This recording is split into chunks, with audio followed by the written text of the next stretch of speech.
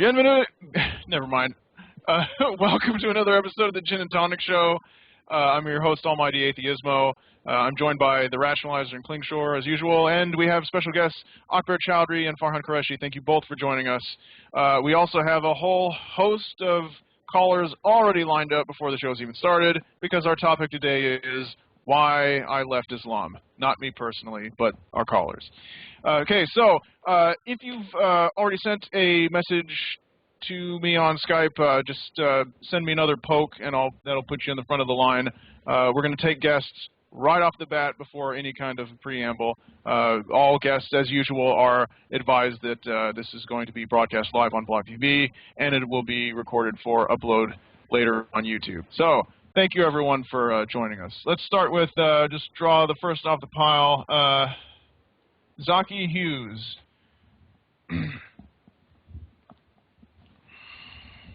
Zaki, you with us? Hello, yes. Yes, I can hear you. Where are you from, mate? Well, I'm actually in Canada studying in university. Whoa! Well, what? How do I turn off this sound? I don't know. There we go. Do you still have your Block TV open? You may want to... Yes, I do have that open. I'm new to this sort of thing. That's fine. So, right off the bat, what was it like when you were Muslim? Why did you leave? What were the circumstances? What was the result? What was the fallout? Well, it is a long story, but I'll try to summarize it. As I grew up into Islam at the age of 6, my parents were moderate Muslims. My father converted to Islam. The religion, I never knew about religion until the age of 6, and it came to me when I saw my mother in the middle of prayers. From there, joined her and mocked, you know how the children mock their parents in sort of way, in actions that they do. Like, I don't know if it's a love sort of thing, as far as I'm concerned, but when she was finished, when she finished it, after saying her final salat, she gave me a slap onto the face, and that is how religion, I was introduced to the world of religion.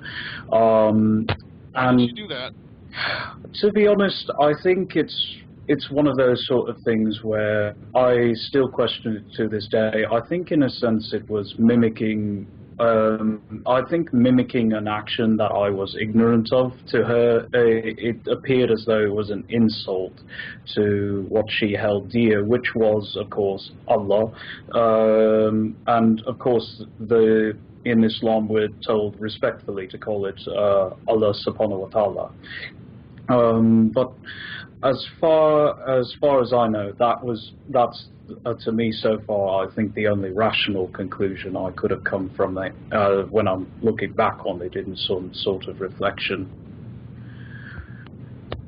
Define moderate for me when you use it as it applies to parents. In the West, we have increasingly such a condescending low standard of the Muslim world, where moderate means you don't approve of car bombs in random places. That is what my parents were. They, by moderate, I do mean to the point where I think it's by it's common colloquial, I would say cultural, by that they own the name Muslim by title, but not by practice, where outside of the core beliefs, they would question the actions of these car bombs and everything. But like the usual apologetic measure, they would say, "Oh, this is not Islam," or "Islam does not condone this unless it was provocation of some sort." Or some sort of defense. That's the way they viewed it. Whereas I would question into it, saying why such measures were taken, what is the reasoning or goal behind it. I was always that sort of person growing up, always wanting to logically question everything sometimes deeper than it should go. And that, I think, started my path of reason and rationality, especially public education and what we learn from public schooling, like evolution, gravity, general relativity, as well as even say basic fundamentals of rational thought. Well, if you're raised in Louisiana nowadays, you don't have that problem. I'm not sure if they've finally broken the dam of protection that secularists have been, and the court systems have been battling, and they actually have in the textbooks bare bones religious, obviously Christian creationism and this really hideous strawmanning of evolution. I see. Yeah. Is that nonsense? They're calling it intelligent design, or the case for intelligent design. They keep rebranding. They're like, creationism is gone. Hold on, and then they take their placards and their presentations, and they go in the next room. They crossed out creationism, write in intelligent design, come back in. And then they say, oh, intelligent design gets struck down by the courts, so they take that in the room and they cross that out and they write in, penguin fornication, and they bring it back in, and that gets rejected, and they cross it out, and they just keep calling it something else. And yeah, it sounds like that group with Anjum Chaudhry. They're like Islam for you, and then they're Islam for UK, and every time they get banned, they just like change one.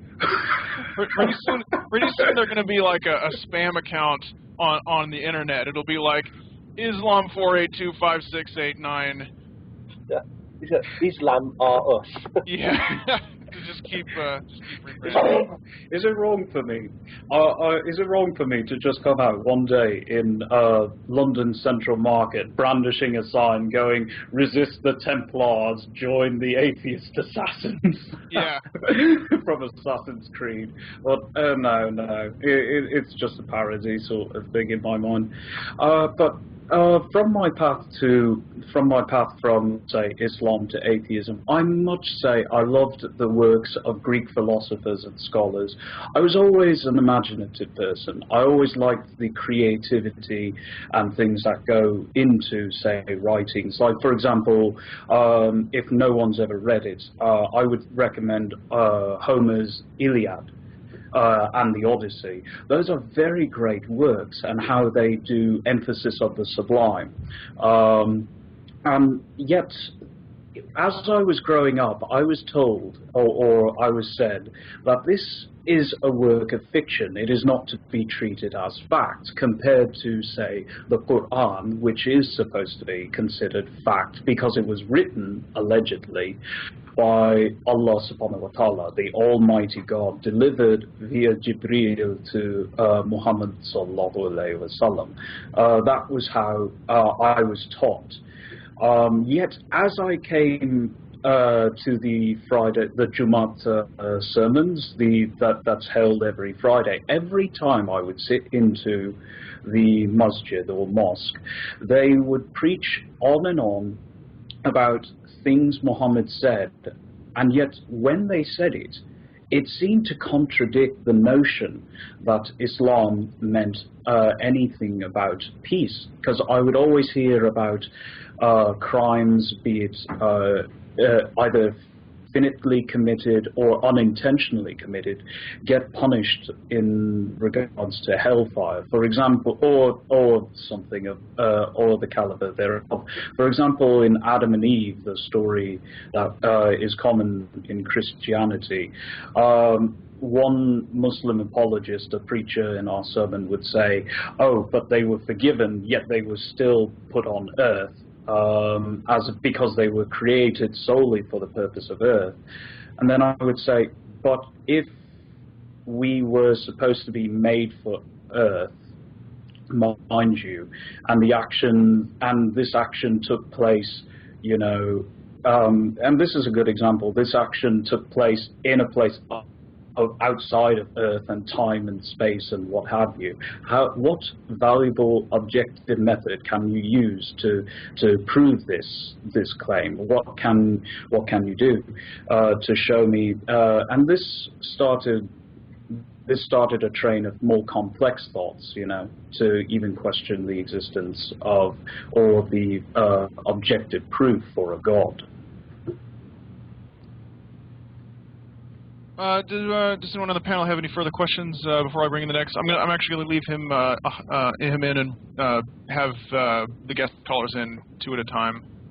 Okay. I'm a bit curious that there's an expression that I once heard called putting stuff on your shelf, and when you're trying to believe something, you want it to be true. Whenever you come across a piece of information that's uncomfortable because it kind of conflicts with what you believe, you kind of mentally put it on a shelf in the back of your mind and think, one day in the future I'll understand that, I'll just wait. And I was just wondering, what kind of things did you have on your shelf when you were still a practicing Muslim? Oh, I'm sorry, I couldn't hear much of your speech, mate. It kind of cut off a bit from lag.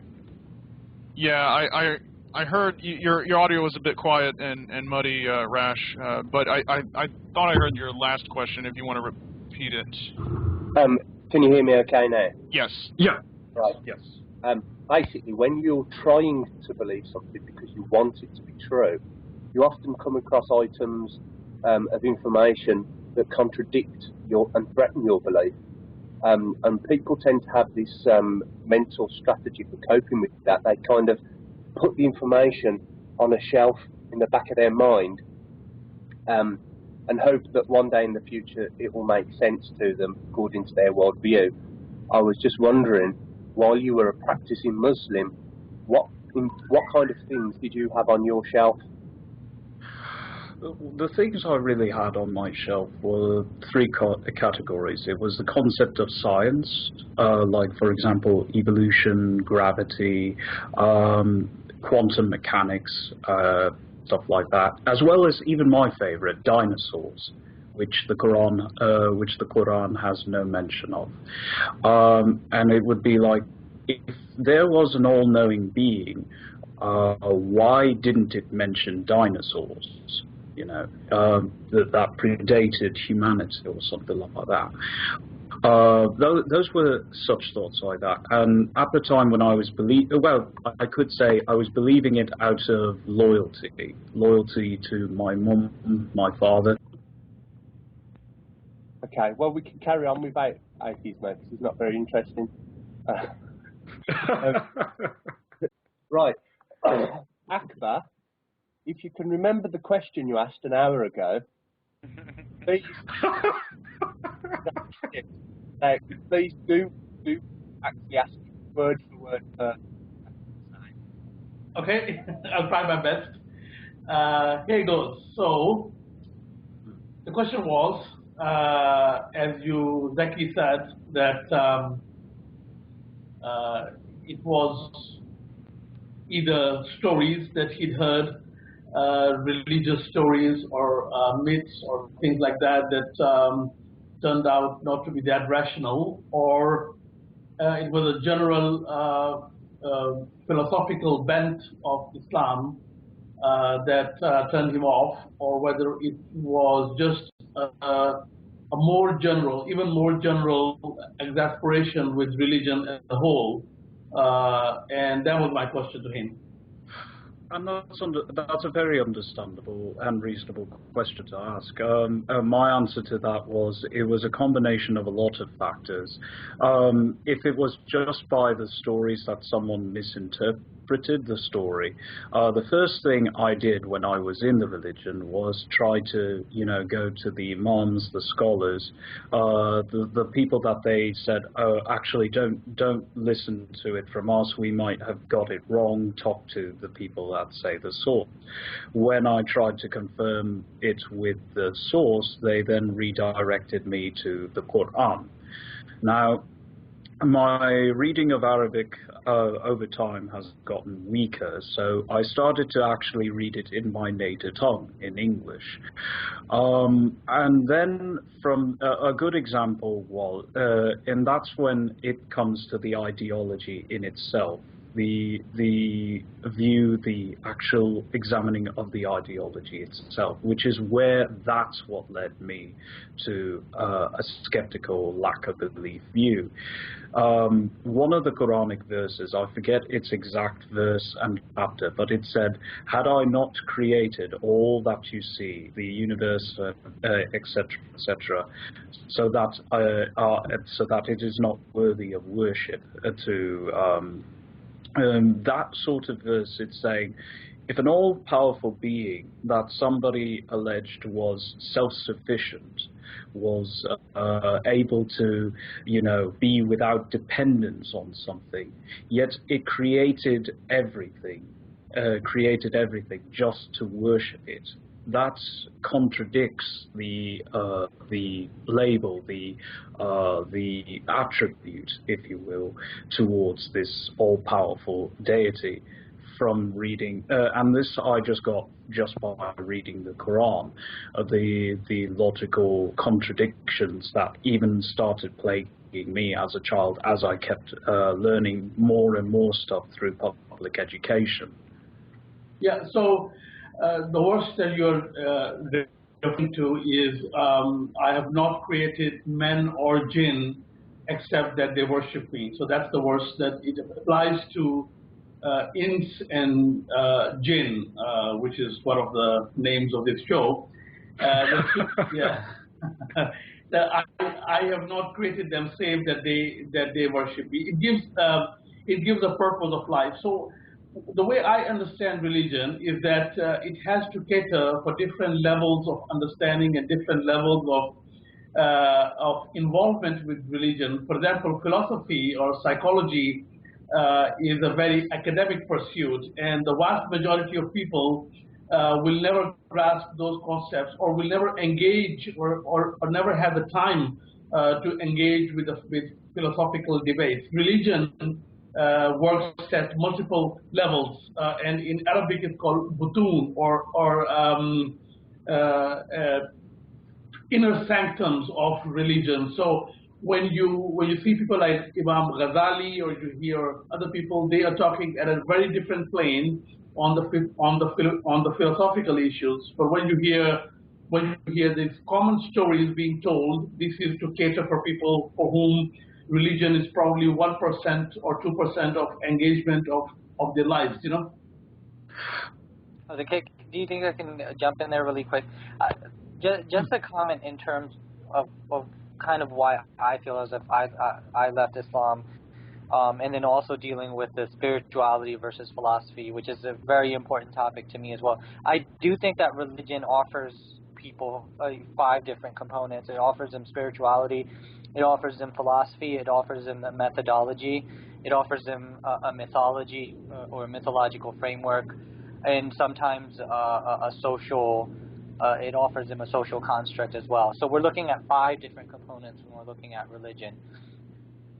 In terms of offering them spirituality, the interesting thing about Islam and Christianity both is that they claim exclusivism.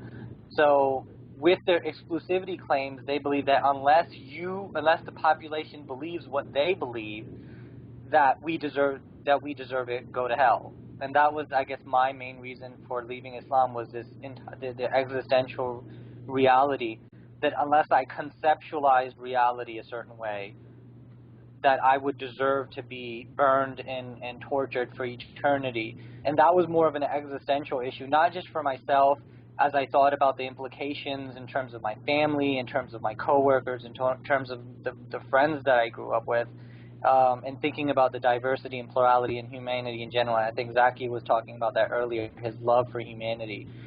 That the vast majority of Christian scholars and Muslim scholars teach in this doctrine of hell. And it's one thing to have spirituality, and it's also you can even believe in God and not follow any of these organized religions, but that's not enough for Islam or Christianity. Yeah, so Christianity says that if you don't believe in Christ as the Savior, you are doomed. Whereas Islam says if you associate partners with Allah, if you do not believe in one God, you're doomed. It doesn't hold that exclusivity of salvation to itself, but it includes Christianity, Judaism, and other religions also, it excludes mushrikeen from that category. So it doesn't claim to be exclusive as Christianity does. So in the ladina amanu wal ladina hadu, the people who believe, and the Jews and the Christians, whoever believe in God and do good deeds. It takes a very strong position against associating partners with Allah, and I believe that has to do with the division inside a person. There has to be a singular focus. So Islam's singular focus is on the one God, which was a reaction against the many gods that have cropped up. And even in this day and age, there are many false gods that we worship. To put that in a modern context. So I don't believe that exclusivity is only for that specific creed. It's for a specific concept.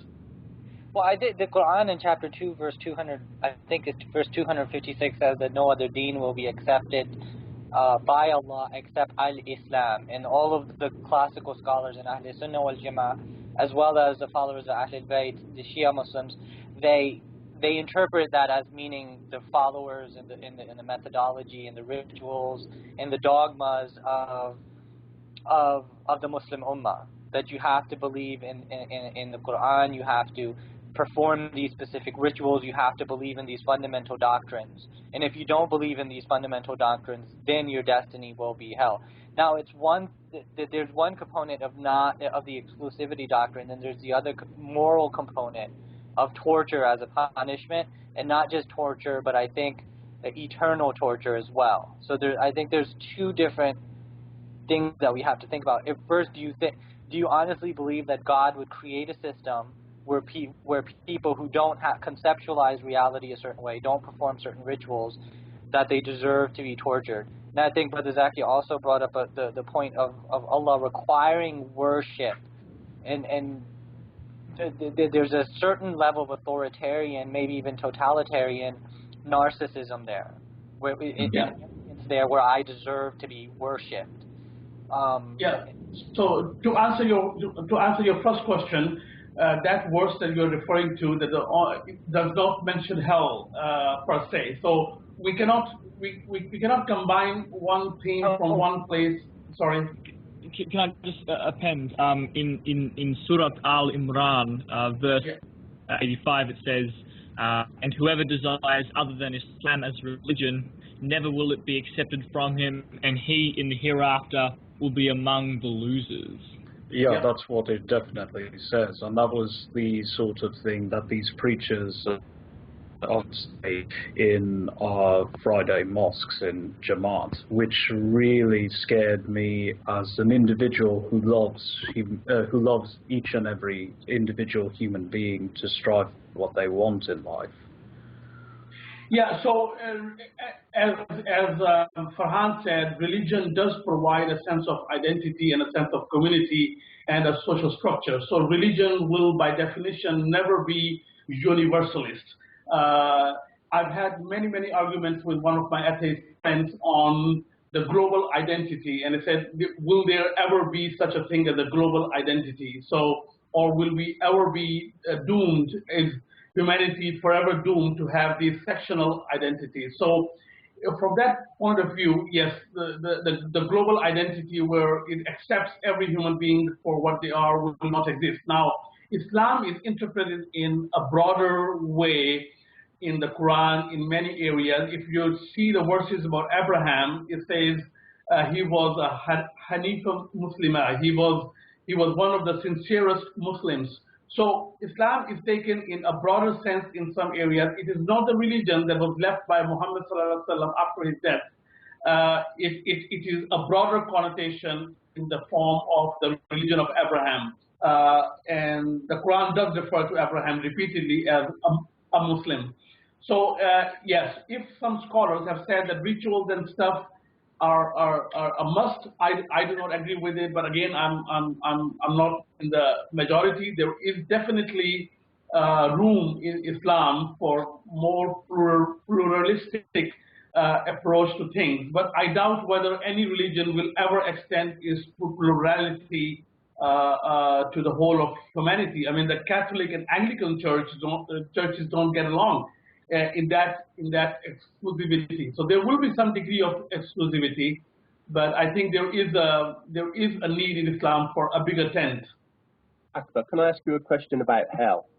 Yeah. Do you, according to your understanding, is it actually a hell where people will be burned?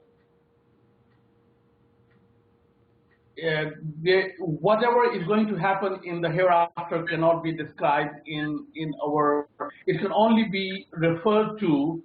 It can only be referred to as examples, but it cannot be.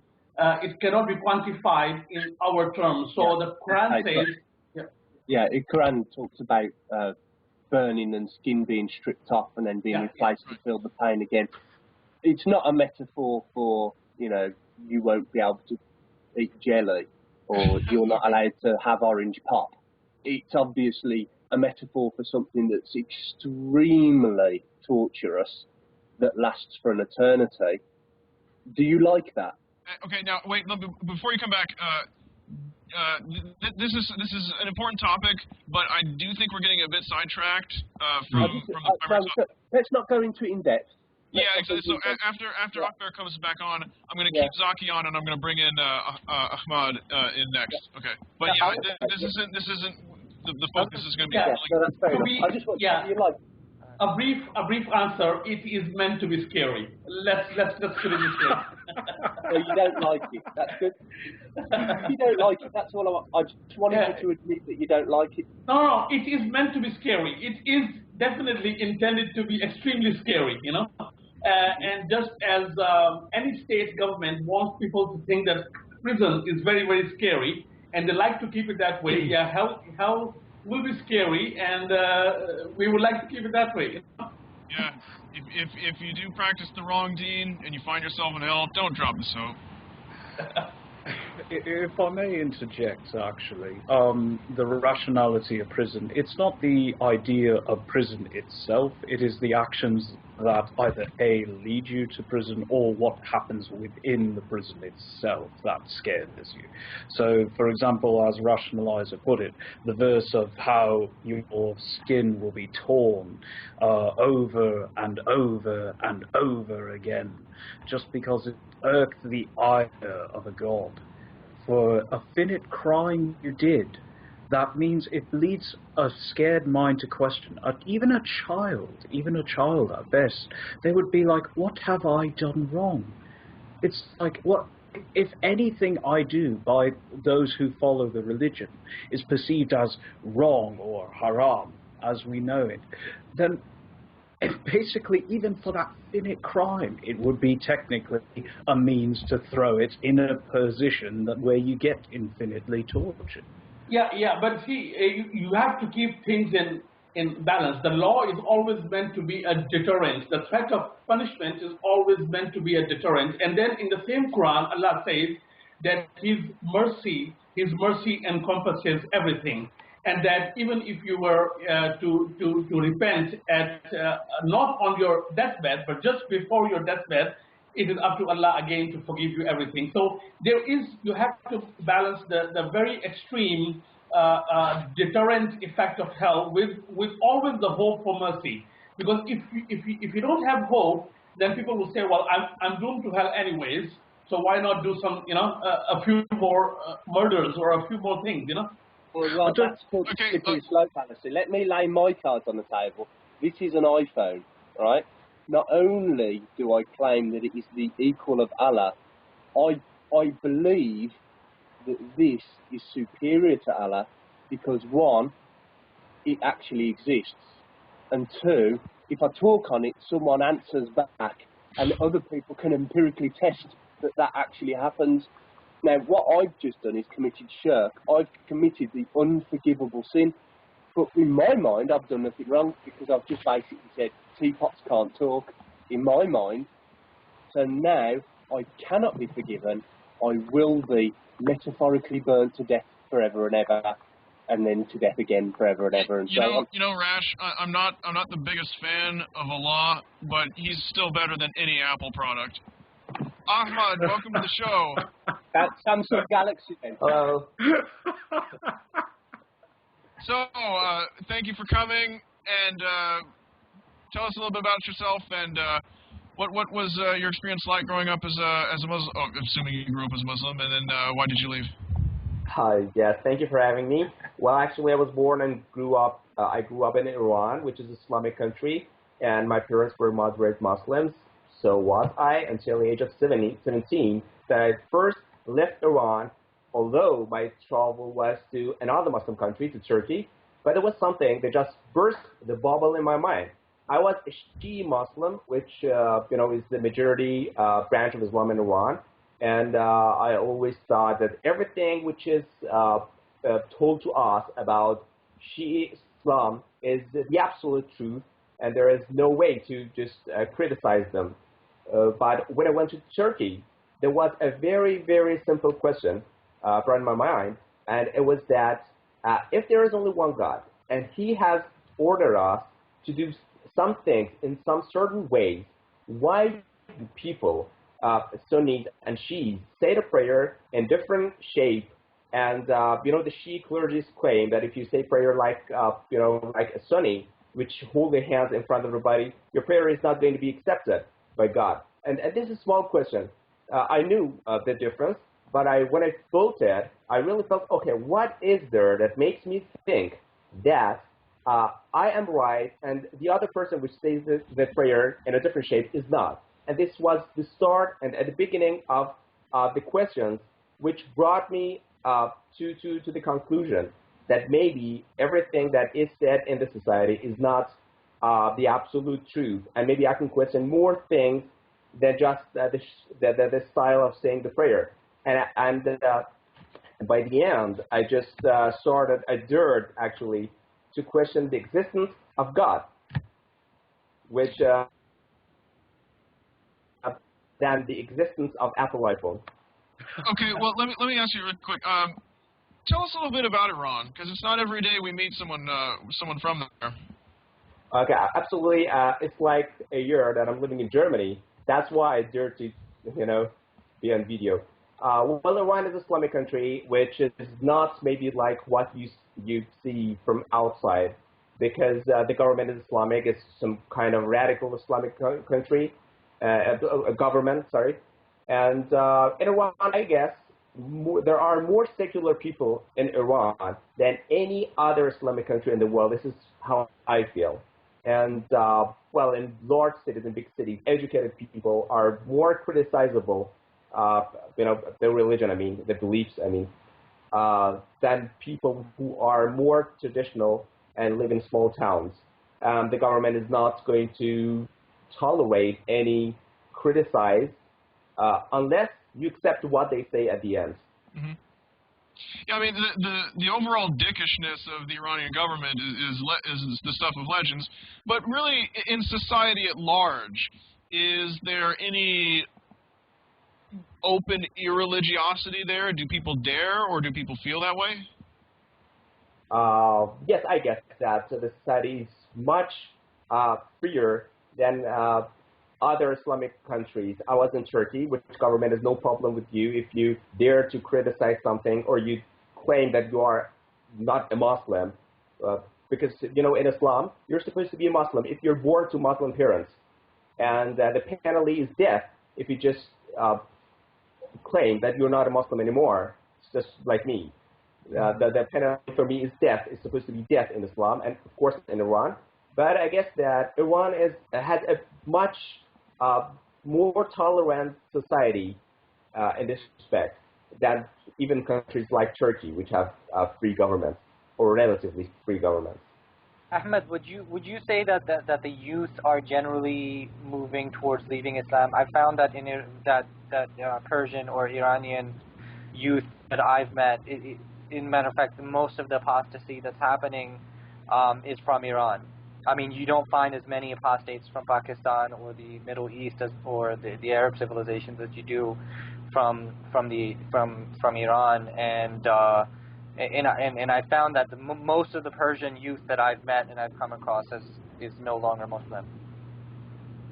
Yes, I can absolutely say that because I have a lot of friends, and there are a lot of young people in my family and relatives which are not Muslims anymore. I can say that most people who leave Islam are moving towards atheism, towards being an atheist, but I believe that many young people are just leaving Islam.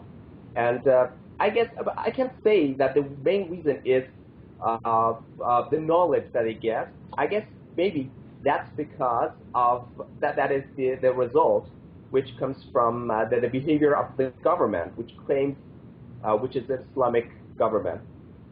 Yeah, so this pattern, we will see this pattern being repeated over and over, that there was a mullah said this, or a Maulvi said this, or somebody said this, and they have to take a lot of the blame for driving youth away from religion and for sectarianism, because Muslim countries have generally lived very peacefully until 150 years ago.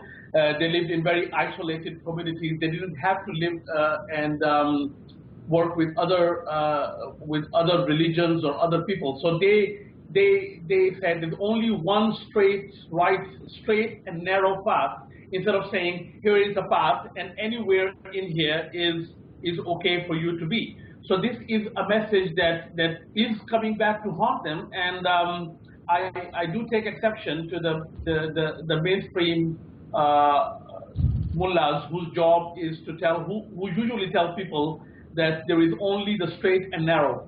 It should be a broad path rather than a narrow path, I would disagree on the point that Muslims were in isolation. I mean, not only were there large Muslim empires like the Ottomans, the Safawi, the Mughals, but also in recent times.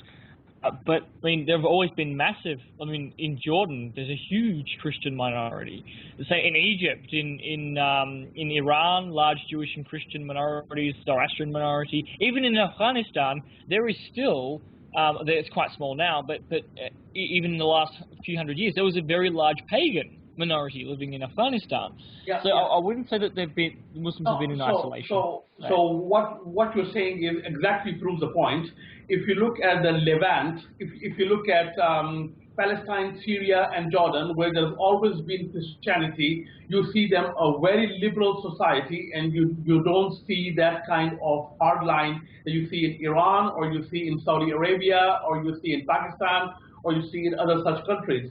If you look at the Mughal Empire and the Spanish government, the government in Al-Andalus, these were examples of tolerance, and you wouldn't find mullahs on the loudspeakers saying that everybody in Spain is going to hell, or everybody in Palestine is going to go to hell.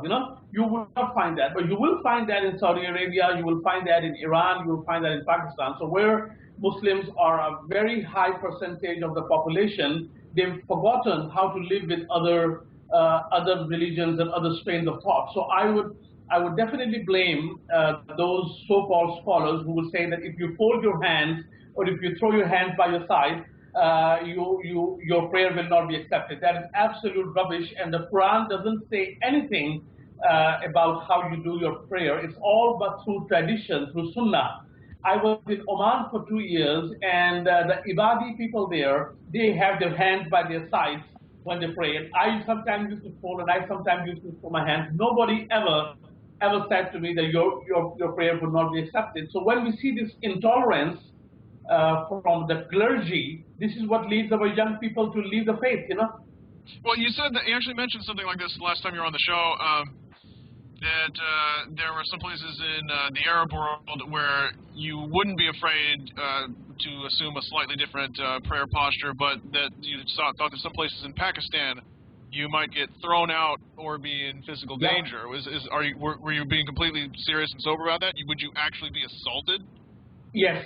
In some places in Pakistan, if you were to fold your hands or fold them up here or fold them down here, it's a symbolism of belonging to a certain tradition within Islam, a sect. I don't call them sects because they're not really sects. There's certain traditions. Whereas if you go to the UAE, if you go to Dubai, there is a mosque just by the airport. You will see people coming into Dubai airport, going to that mosque and praying in all different kinds of ways. Then in Dubai, I will give you an example of another mosque, which is by the gold market there. I see people from India, Bangladesh, Pakistan, and all over the world coming here and praying in their own style, and nobody gives a hoot about about how they do it. But in some places where you have a very large Muslim concentration, you will actually get chased out of the mosque, if not physically assaulted, you know? Now, Ahmad, coming back to you, did you find that the attitude regarding the prayer stances cut both ways? Because when you were in Turkey, you must have had more than adequate opportunities to talk to your Sunni counterparts. So then, did they also have to draw the hard line that your Shia religious teachers had about having the wrong prayer stance and the prayers being returned to sender if they weren't done properly? Let me first explain something about what Akber just said. Unfortunately, I'm going to reject the arguments that he just made, because I don't think that all Muslims are living in isolation, or since the last 1.5 century they were in isolation. Because in Iran, before the revolution, there were many thousands of Europeans and Americans living in Iran, and Iran society has traditionally, as far as I know, been very tolerant towards people who follow other religions. Okay, yeah. So we cannot say that isolation is the reason why this happens in Islamic countries. And about Christians in Lebanon, did you really feel that Lebanon, as you called, which you think is a liberal country, do you think that it's a safe country? Do you think that Muslims and Christians are living practically in peace? I think Lebanon is not a very stable society, and it's not just about, the story is not just about being in isolation. I think that the culture in some Islamic countries, it sets how that they're not going to tolerate different thoughts just because this is the way their fathers have grown them. In Turkey, I told you, as maybe I can explain this.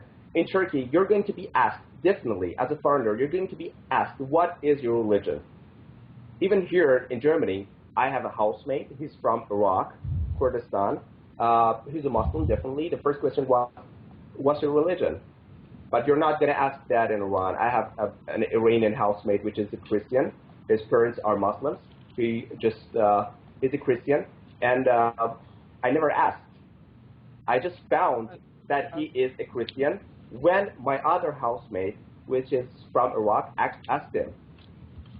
I don't want to say that Iran's government is not the reason why people move out of Islam. I just want to say that I think the world is changing, but some societies are not changing, and it's not about isolation. You have access to free world and free thoughts in Turkey more than you have access to them in Iran.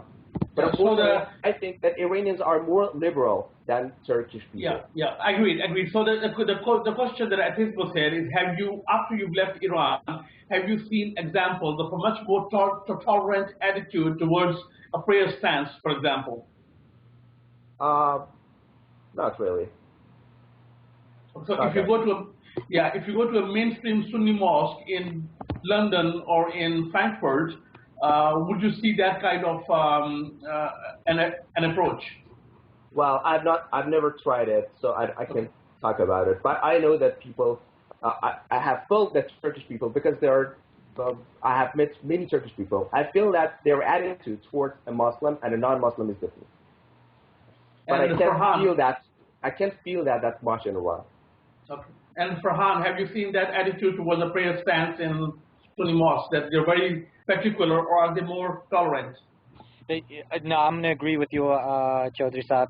Absolutely. I've been to many mosques throughout North America, Canada, and London, and I found that they were very tolerant of the different schools of thought, and this was actually encouraging to me. But I've heard of stories in the Middle East where they're not as tolerant. But again, even in Mecca, we do find these different schools of thought being embraced, and I think it's more of a fiqh issue, anyways. and not an Aqidah issue, and so that's why they're not as intolerant. So I'm going to agree with you, Chaudhry Sahib. It doesn't seem to be that much of an issue. But I mean, another thought that was coming to my mind is that you have to be very careful not to fall to the logical fallacy of appealing to authority. I don't think it's a good reason to leave a religion because the leaders of that religion are corrupt. For example, the Roman Catholic Church, you have several bishops and priests who've been caught doing all kinds of things, everything from money laundering to child molestation to all kinds of, immoral things. But that doesn't necessarily mean that Roman Catholicism is a false religion, and if I'm a Catholic that I should leave it. And so we have to be very careful to do that. But I wouldn't deny the fact and deny the reality that people are leaving religions, whether Roman Catholicism or Islam, because they are so discouraged by the corruption of the leadership that they experience. So just to wrap this up, I engage in a lot of sectarian arguments where I say there are no sects, we should be tolerant of each other, and the ultimate argument that always wins for me is the Hajj. So when people say Shia are Muslim, are not Muslim, Sunni are not Muslim, I say, well, they all come together at Hajj. So one of the good things about Hajj is always kept the Muslims and given the Muslims a chance to look at each other and to look at the different cultures and different traditions that come together in that one city on one day. So it has kept alive a certain amount of tolerance, but there are very intolerant places out there. I agree. Mm-hmm.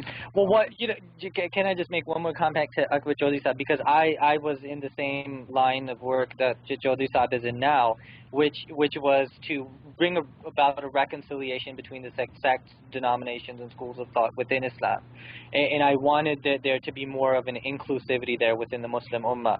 But now, after having left Islam, I feel the same way in terms of all of humanity. Now I've embraced a universalism in terms of all traditions and faiths and whatnot. And a matter of fact, I attend a Unitarian Universalism congregation that includes atheists, agnostics, humanists, and theists alike. We all come together and talk about life. We talk about social justice and things of that nature. We quote from Aristotle, and the choir sings John Lennon.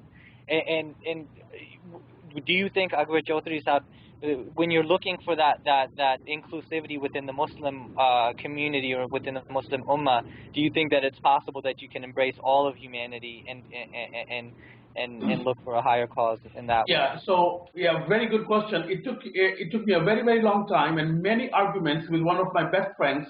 If he's listening, or I will send him the link. Dr. Tahir Mansour. He lives in Buffalo, New York, and he's a self-described agnostic/atheist. And he and his wife have always espoused. She's a poet, by the way, well known in the Toronto area.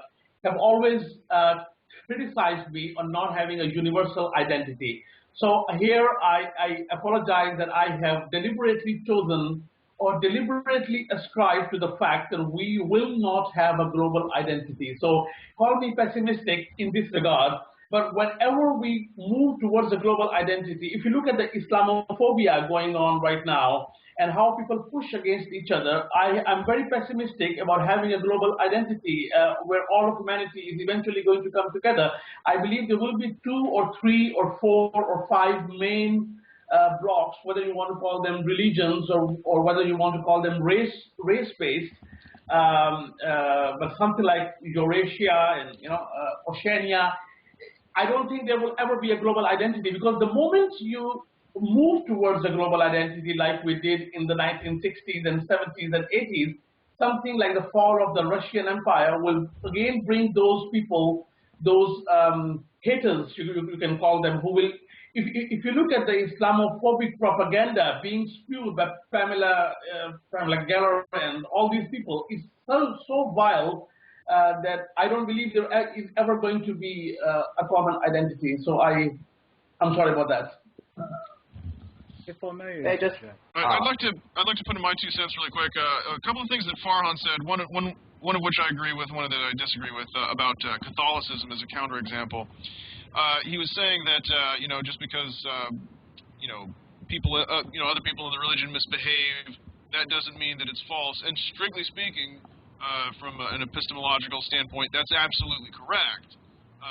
Every single, you can have a religion that has, just say, 100 people, and 99 of them are just the worst, most awful bastards ever, and you're the 100th, and you're wondering what the deal is. But after, careful investigation, you find out that it is the true faith, and that something's just awry with the followers, maybe God just spoils his favorite people or something like that. So strictly speaking, that could be true. But I don't think that the Catholic Church is a good example of that, because here we're talking about scandals in the case of child abuse especially that runs to the very top and has been endemic. It's been like a corporation, Child Rape International. It's been so widespread that even though the misdeeds of the church on an individual scale or on a group scale, it doesn't necessarily disprove all of Christianity or theism. I do think it blows any notion of credibility the Catholic Church ever had of being the one true church or the chosen servants of God on this earth. I think it does disprove the Catholic Church itself having that kind of authority or position. And frankly, I don't understand how there's even a single Catholic left after the extent of how many children have been abused. Because if I was, I think that if I was a Muslim and I said, okay, well, such and such a group, there's a handful of people setting off car bombs and nonsense like that, I can understand saying, okay, these people are doing it wrong. They're messed up. If I were to sort of draw a pyramid structure that represented the total people who are just claiming themselves as Muslims, you could see it like at one bottom corner you have a sliver of the people engaging in the worst activities, and the rest of them, they may not be perfect, but that doesn't disprove the religion, as you said.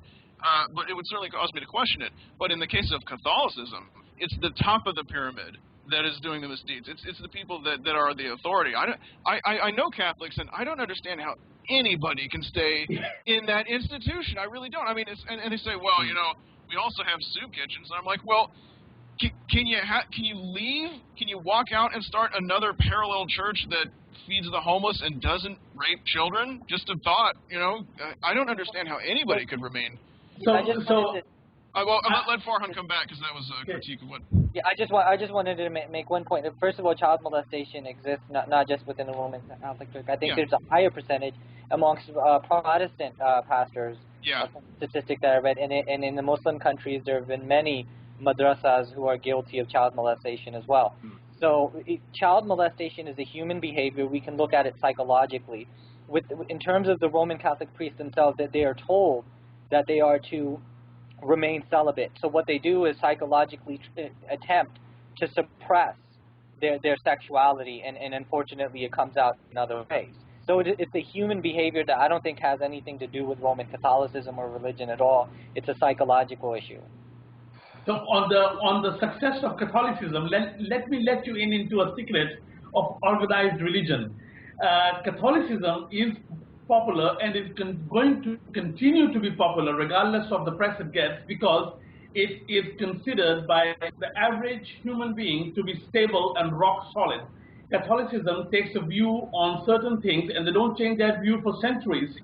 If they've taken a view on contraception or they've taken a view on abortion, they will stick by it, and people like that stability in Islam as well as they like that stability in Catholicism. And if you look at England, a lot of Anglican Christians are moving to Catholicism. The biggest example of that being Tony Blair himself, just because they don't like the shifty sands of Anglican theology, which can change at any time, Yeah, I can't understand why people aren't a bit more demanding and say, well, let's have our cake and eat it too. Let's pray to the same God and observe the same tenets, but not be part of an organization that rapes children. I'm sorry, that would be such a deal breaker for me, because and like what Farhan says is right about the Protestant ministers, that goes drastically underreported.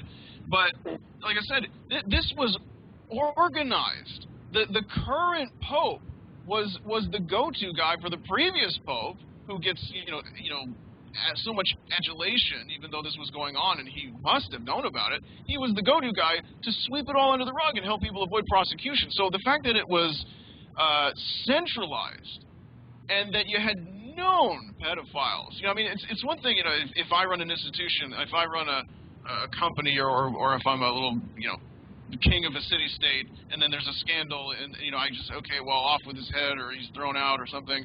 But they assisted. It becomes much more sinister in my eyes. It's so hard to divorce yourself from that part of the element. I mean, you're taking your spiritual guidance from a chain of the command that is just riddled with career pedophiles. I don't understand how there's a single Catholic left. The thing is, though, there's also a difference between people within a religion doing it and people using the religious scripture to justify it. Yeah. Now, these people were abusing their positions of power within a hierarchical religious environment. But if you can actually look at the Bible, and in there it says that you can have sex with young children, then you've got a much stronger argument against that, the religion itself. Now, the thing is we all know that some Muslims will think that sex with a 9-year-old girl is okay, and some will think that it's not. Here we go again. No, listen. Some think that sex with slaves is okay, some think that it isn't. And I'm not going to argue which one is correct. But what I am going to say is, when people can look at their religious sources and derive two completely different meanings on something as important as whether it's okay to have sex with minors, then there's an absolute massive failure on the part of the entity that decided to use that medium to put across its instruction manual for humanity. So, minor, is it 21, is it 20, is it 19, 18, 17, or 16? Premonarchial due to young age. Exactly. So younger than the average age at which you are expected to have your first period. Yeah. So the Quran says hilm. It used the word hilm for puberty. And there is not a single tradition or a single major school of thought that will say that any sexual activity is allowed before puberty, whether it's a man or a woman. No, please, hang on a minute. No, Islamic puberty. You're saying Western puberty. Islamic puberty has got nothing to do with pubic hair, for example.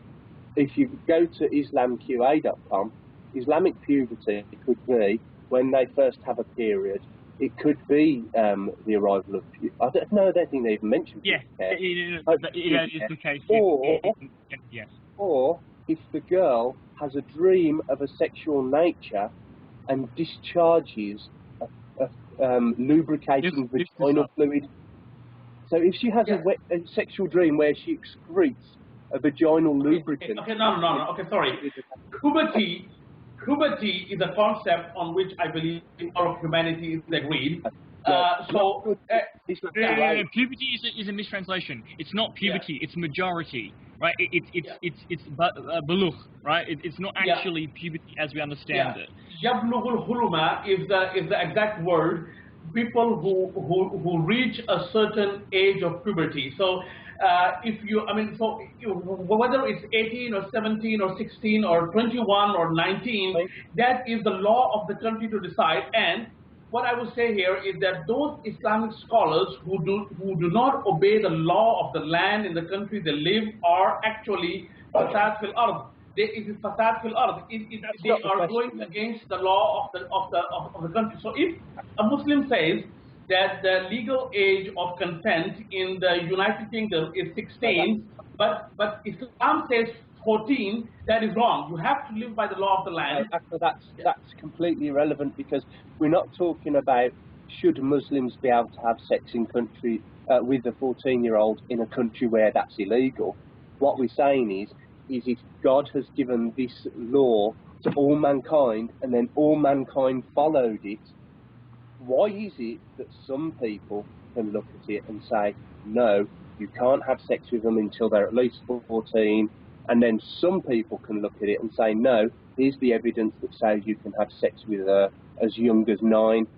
Now, considering it is a very important issue, now research has been done which shows that females under the age of 14 are 50% more likely to have a miscarriage than those over, and they're twice as likely to have a miscarriage as people aged 19 and over. So nature is telling us don't have sex with them, yet two different groups of people from apparently the same religion can look at the same text. Some will say sex with 9-year-old girls is okay, some will say it isn't. It's a very important issue. Why was such a big failure made to communicate such an important issue? Yeah. We're going to let Akber come back to that, and then we're going to move on, because again, this isn't, Religion has been exploited by the cultural forces and political forces. There are some, to be very fair and very honest here, there are some Arabian cultures or tribal cultures or mountain cultures that want to justify certain things, and any scholar who twists or stretches the description of puberty is doing a great disservice, and he's probably doing it for the benefit of a certain culture or a certain ruler. So no rational person would agree with that, you know. Okay, thanks a lot. We're going to say we're going to say goodbye to Zaki. Thank you very much for your contribution. It was a pleasure. It was a pleasure to have you all. Cheers. Cheers. And we're going to bring in Omar to join us. I said if sub. Can you hear me? Yes. Yeah. I said Ikhlasab before. Sorry, what I meant was el-ihtilam. Ihtilam, not sub. Sorry, which is el-ihtilam is if a girl has a nocturnal emission. That's one of the signifiers that she's mature. But look, I mean, I just want to quickly say there's no debate. I mean, the reality is that according to fiqh, right, if when a girl turns 9 is the minimum age of marriage, like the minimum age that someone can get married at in all 4 schools of Sunni fiqh, and all of them agree that if she turns 9 and she menstruates, or she turns 9 experiences nocturnal emissions, or she turns 9 and she gets pubic hair, or if a jurist just says, yeah, I think she's mature enough, purely subjective opinion, she can be married. Yeah, So there has always been a law of the land that has followed the fiqh to some degree. So whether I'm not looking at law of the land. I'm not looking at. I'm just looking at what the fiqh is. Okay, this is yeah. But fiqh was never the law of the land in any place in the world. The laws are made on top of the fiqh. So what would happen in the case of the Abbasid Caliphate? They would have certain laws in the country that would be based on fiqh. So fiqh is, as you rightly call it, some of the people who argue over fiqh are like mental masturbation. But again, the law of the land is what we have to look at. Is there any law in any Islamic country in the history that we have in recorded history where the law of the land has described what you just described? So, yes. So out of 57 Islamic countries right now, which country has that law which you have just described? So you can go and pick some scholars' mental gymnastics and throw it in the face of the whole ummah, you know. Okay, so you agree that the schools of law say this, but what you're saying is that what sort of secular, the fact that some Muslim nations or Muslim societies also had secular law which didn't allow this, according to you, nullifies the fact that the overwhelming majority of the jurists from all different schools came to these sort of conclusions about the minimum age of marriage. No. All Islamic majority countries say that their law is based on Islamic law. But when we go to a legal system, we have to draw a line. There has to be a line drawn in the sand. So whatever a jurist says, when it comes time to quantify that into law by parliament or by shura, there has to be a law saying 16 or 18 or 15. You have to draw a line somewhere. So I'm saying is, out of the 57 Islamic countries in the world right now, at least 50 of them say that their law is based on Sharia. Which country allows marriage at age 9? None. So you cannot take the mental gymnastics of an 1200-year-old text and then throw that in the face of the modern Islamic world, you know? Well, okay, the counterpoint to that, offered by many Muslims that I've talked to, is they'll say, well, there's no such thing as a true Islamic State, and that none of them are good examples. You know, that's the issue. You have 57 things where they don't count it. They don't count the law. Like what we were talking before with Ahmad and Farhan. They say, well, it doesn't matter what the governments are doing. They're wrong. They're not following the straight path, and so forth. But let's. The point of the show was a different issue. I think that we're falling into old habits of just grilling Akber about stuff. Okay, so he can come on for yet a third show, and then we'll just talk about this all day long. But I want to get back. I just want to make a really simple point. It doesn't need a counter argument or anything. It's just basically, if people start to have sex with children, then they are at fault. If people can look to their religious doctrine and show that they're allowed to have sex with children, then it is the doctrine that's at fault.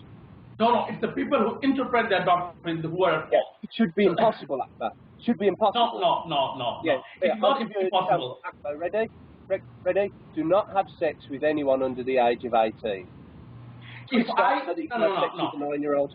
You know, if I read Leviticus, it says that if I have sex with an ox, I should be doing this, and if I have sex with the daughter of a priest, I should be killed. That's what Leviticus says. So if the people who don't follow Leviticus. Yeah, but I didn't say Leviticus because I made the law of the Rationalizer and the law of the Rationalizer. But Surah 1, sentence 1 is do not have sex with anyone under the age of 18. Yeah, okay. Can you now twist that so that you are allowed to have sex with a 9-year-old? No. I mean the 9-year-old thing. The 9-year-old thing is completely bizarre. But if you're saying the doctrine is wrong, then if I start to quote from Leviticus and Deuteronomy, you will be absolutely embarrassed. Yeah. Because they're rubbish as well. I'm not a Christian. Exactly.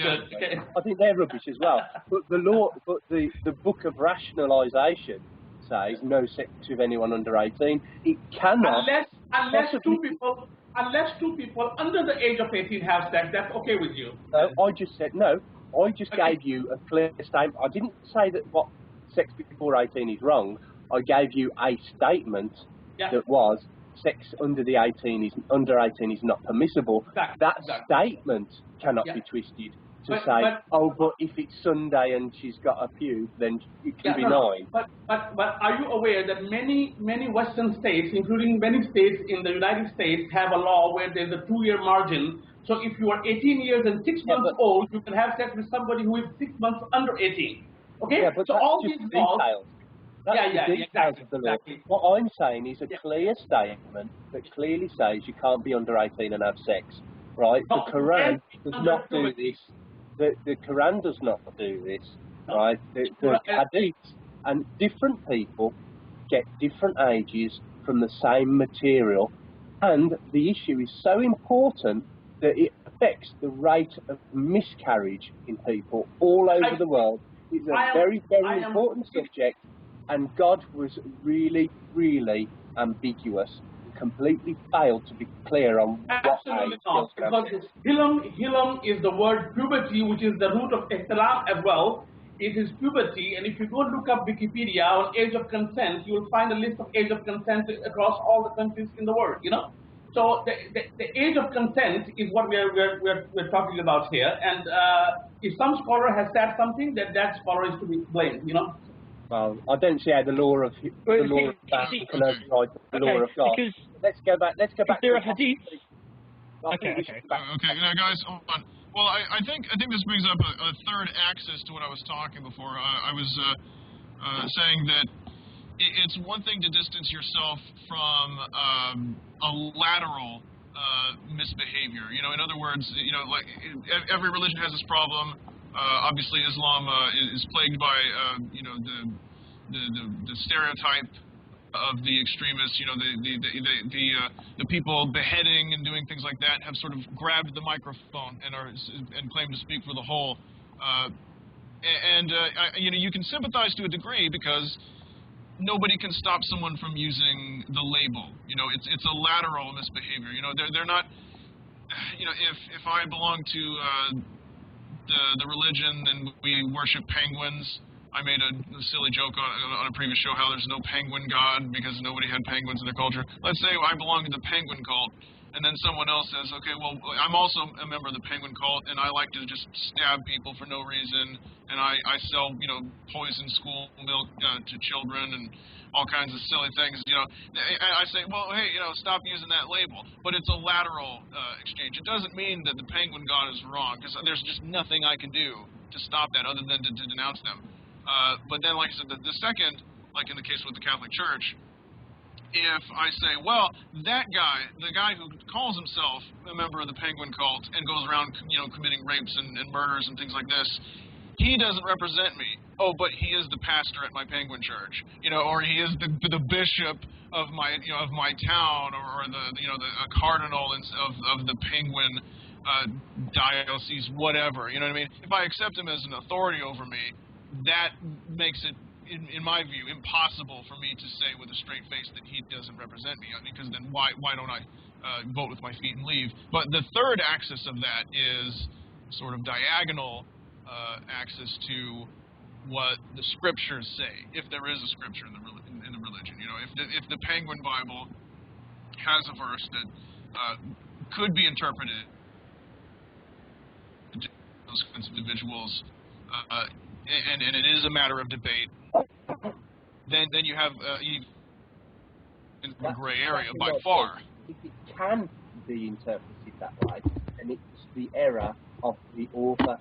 It can be interpreted that way. It's the error of the author. I expect higher standards from an infallible, all-powerful entity. Yeah, I would be inclined to agree. If I could look at a text and say, well, if you read it this way, it says, you know, if you read it literally, bad things happen. If you read it non-literally, good things could happen. I just don't think that's a good system, because most people are a bit blunt in how they...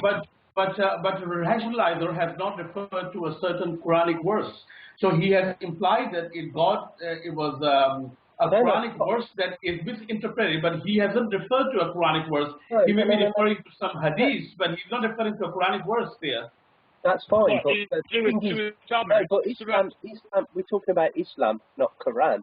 And Islam is also the Sunnah, and the Sunnah that's recorded talks about Muhammad marrying...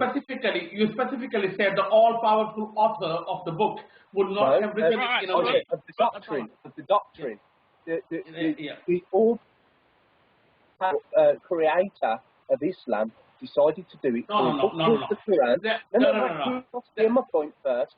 Make the Quran and the Sunnah, and that's what people have got to follow. Sunnah is the practice of the people who practiced Islam in the early Arabia, okay? Yeah. The Quran is the author. So if you want to blame this confusion over puberty on the Quran, give me the verse. If you can't give me the verse, don't blame the all-powerful author. 65:4.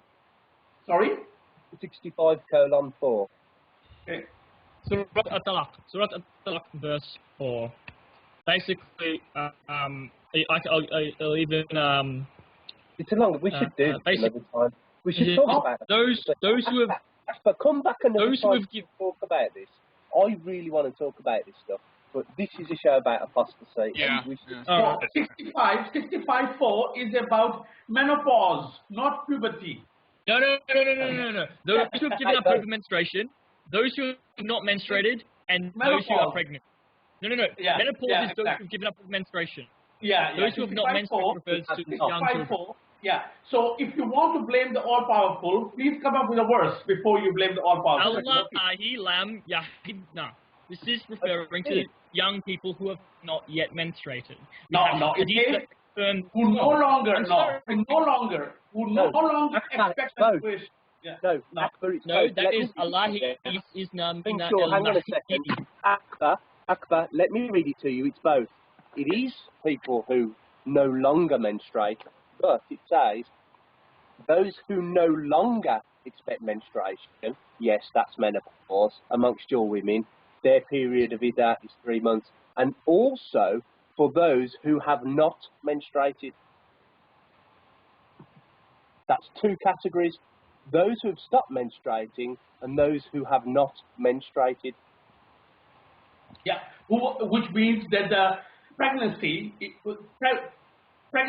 is in effect and you're not menstruating. So this is definitely not applying. Yes, you are right. It can be, yeah. The next sentence refers to pregnancy. There's three and categories here. And for those who are pregnant, their term is until they give birth. So it's talking about three categories: post-menopausal, pregnant, and those who have not yet menstruated. Okay, no, I'm sorry. We've been on this too long. So we can pick this up later. But in all the translations that you have on Quran.com, none of them translated as premature adolescence. Yes, it can be twisted to mean that, but whoever twisted and that's the failure. That's the failure. The failure is on the part of the author who wrote something ambiguous enough to be able to twist it. Well, I mean, it pains me to cut this off because it's a point. What Rash is saying is a point I make so often myself, and I agree completely. One last thing. We need to move on. I'm sorry if you don't. That's the last word. Come on, Okay. The American Constitution was written by some very well-meaning founding fathers, but it's been argued about for the last 300 years. So. Yeah. Okay. Yeah. Oh man, see, I really want to come back to that, but no. Okay, sorry. Okay. Anyway, we had someone who wanted me to ask a question. He directed it towards Akber, but I'm going to ask it. I'm going to turn it into a more general question so that we can get kind of back on track to, the phenomenon of people leaving Islam.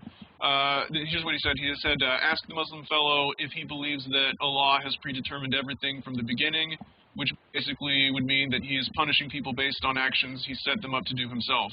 Allow me to rephrase this so that more people can get in on the action, okay? Farhan and Ahmad, did predestination and predetermination of actions factor into what you guys were taught when you were part of the faith? And then we'll go to Akber and ask his opinion first. But first I'd like to get Farhan and then Ahmad. Absolutely it did, but it was not so much of a theological issue of qadr, which is the Islamic doctrine of predestination. It was more of the psychological reality of determinism. I am a determinist in all of my debates that I've had about hell and the problem of evil. So I've argued determinism, and I believe that everyone is determined to behave and be who they are. And so as a result, God could not possibly send anybody to hell. That was my argument. What about you, Ahmad? Well, actually, I didn't believe so. I didn't think that God has said everything beforehand.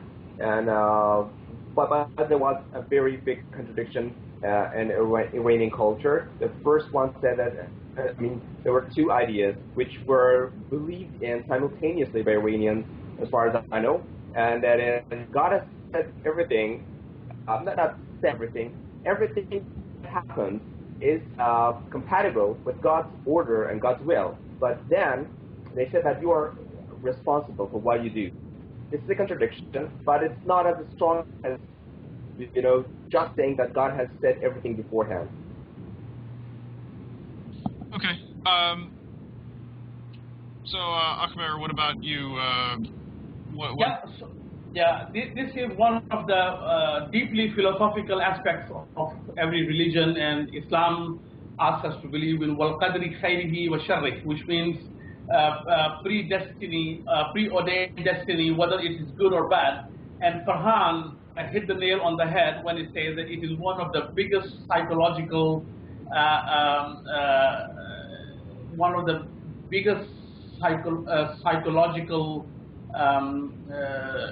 crutches that a person could have, in the sense that God has given you free will, but when something good or something bad happens, you live with it.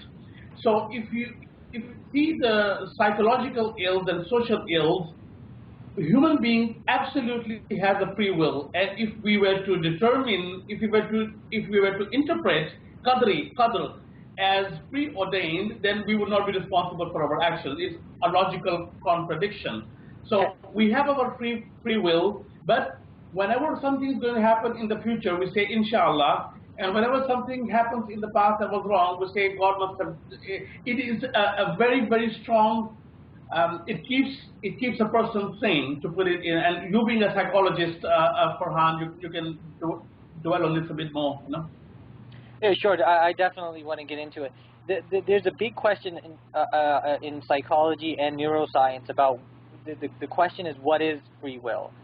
And basically the argument that I always give is, okay, each and every one of us has absolutely no control or no choice over whether we would be male or female, what part of the world we are born in, what time period we are born in, what genes we inherit, what brain chemistry we have at any moment, what experiences we would have as a child and adolescent, the factors of a child and adolescent who are not physically or psychologically grown enough to understand what's going on in the world.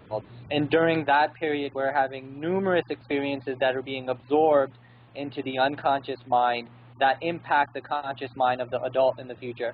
So you have all of this, a plethora of determinism in which we have no choice or control over at all. There's no control or choice over this, and it impacts us psychologically.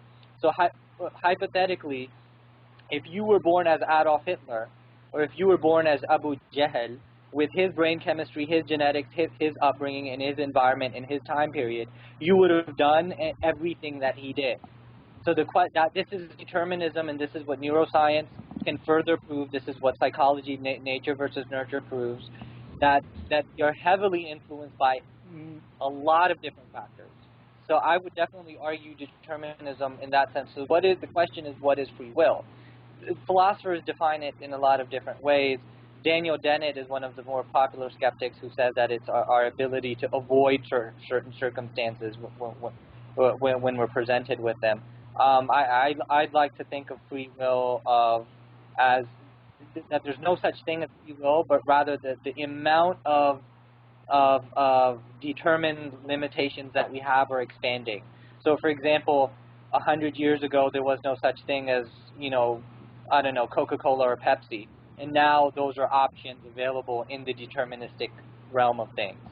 So there's no free will. There's just an expansion of choices in a determined construct. That's the psychological way of looking at it. But theologically, we're talking about God being omniscient, meaning all-knowing, meaning that God knows what you're going to do before you're ever going to do it. And as a matter of fact, before you were even born, God knows what you were going to do. And also omnipotent, so therefore could have made it any other way. Right, exactly. Hence the problem of evil, right? If God is all-powerful, and if God is all-knowing, and God is omnibenevolent, then why evil? That's the classical. Yeah. So what is the role of the superego in psychology that you see in controlling free will? So as the superego evolves, in psychological terms, it puts some brakes, or it forces people to make certain decisions in certain ways. Mm-hmm. So would you not say that one of the benefits of religion is that it developed your superego to a degree where you have more control over your actions from that point of view, and you're not subject to your chemical balances or your instincts alone? Yeah, I mean, I think that's environmental. That's the nurturing aspect of the ego construct, the id, superego, and ego that Freud talked about. But I think that it's a lot more complicated than what it seems. It's always all of the different factors fueling the current perception and choice making that the agent is supposedly making. So so let me give you an example. If you were born as a Muslim and you are emotionally attached to your identity as a Muslim. You have an emotional attachment to your identity as a Muslim. You were brought up as a Muslim. You went to the mosque with your parents. You saw how much joy it brought to your parents. You saw how you got to know and develop relationships in the mosque. You saw how it built the community, it inspired the community, it brought the community together. The emotional attachment begins to develop within the person's subconscious and unconscious mind. And so if I come to that person who's emotionally attached to their identity as a Muslim, and I come to them with any argument, it doesn't matter what it is, they're going to react adversely to whatever I have to say. Spontaneously and impulsively, they're going to react adversely. Not necessarily. I mean, we've had a good conversation here, and things are said, and we listen to them. So yes, your instinct is to react immediately, but then your ego calms you down, your super ego, and says, no, this is not the way to react. So there is a concept of being able to suppress a person's instincts, and religion should help, or any kind of faith should help to develop those checks and balances. And as you know, I was brought up in the Ahmadiyya faith, and I have actually left it for Islam. You know, so there does come a point where you actually, there is something more than just a sum of our chemical balances, I would say. You know. No, I think that there's definitely more than just chemical imbalances. There's both nature and nurture, genetics and the nurturing that you get. So, for example, you could have had negative experiences in the Ahmadiyya community, and those negative experiences in the Ahmadiyya community were influencing you in some way to get out. You see what I'm saying? That's the Ahmadiyya argument that they always put forward. Why couldn't it have been my research and not my experiences, you know? It's always both. But that's what. But then again, what if you hadn't had the experience of doing the research? Yeah, exactly. Agreed. Yeah, agreed. But it's also what in social psychology we call confirmation bias too. We're looking for the information that confirms our own biases. So, for example, if I grew up Roman Catholic and I don't like the Catholic Church, so I'm going to find reasons to get out of it, intellectual reasons, albeit. It sounds a little bit too simplistic to me, but that's fine. Yeah, no, this is interesting. I just remembered you were raised in the Ahmadiyya sect and you left. So as long as we're asking them why they left Islam, why did you leave the Ahmadiyya sect? Yeah, so as we said in our last show, to me it appeared to be lacking a philosophical foundation, and it was purely a family business, or what I call a cult, which has some connotations that are not very good. But it seemed to be lacking in those fundamentals, in the sense that any kind of scholarly activity is prohibited, except for the family of the founder. And for the last 40, 50, 60 years, they've been completely what I call intellectually bankrupt. They've not contributed anything to Islam or anything to the world from an intellectual angle. So I said, what is this thing I'm stuck in, you know? And it has become a business.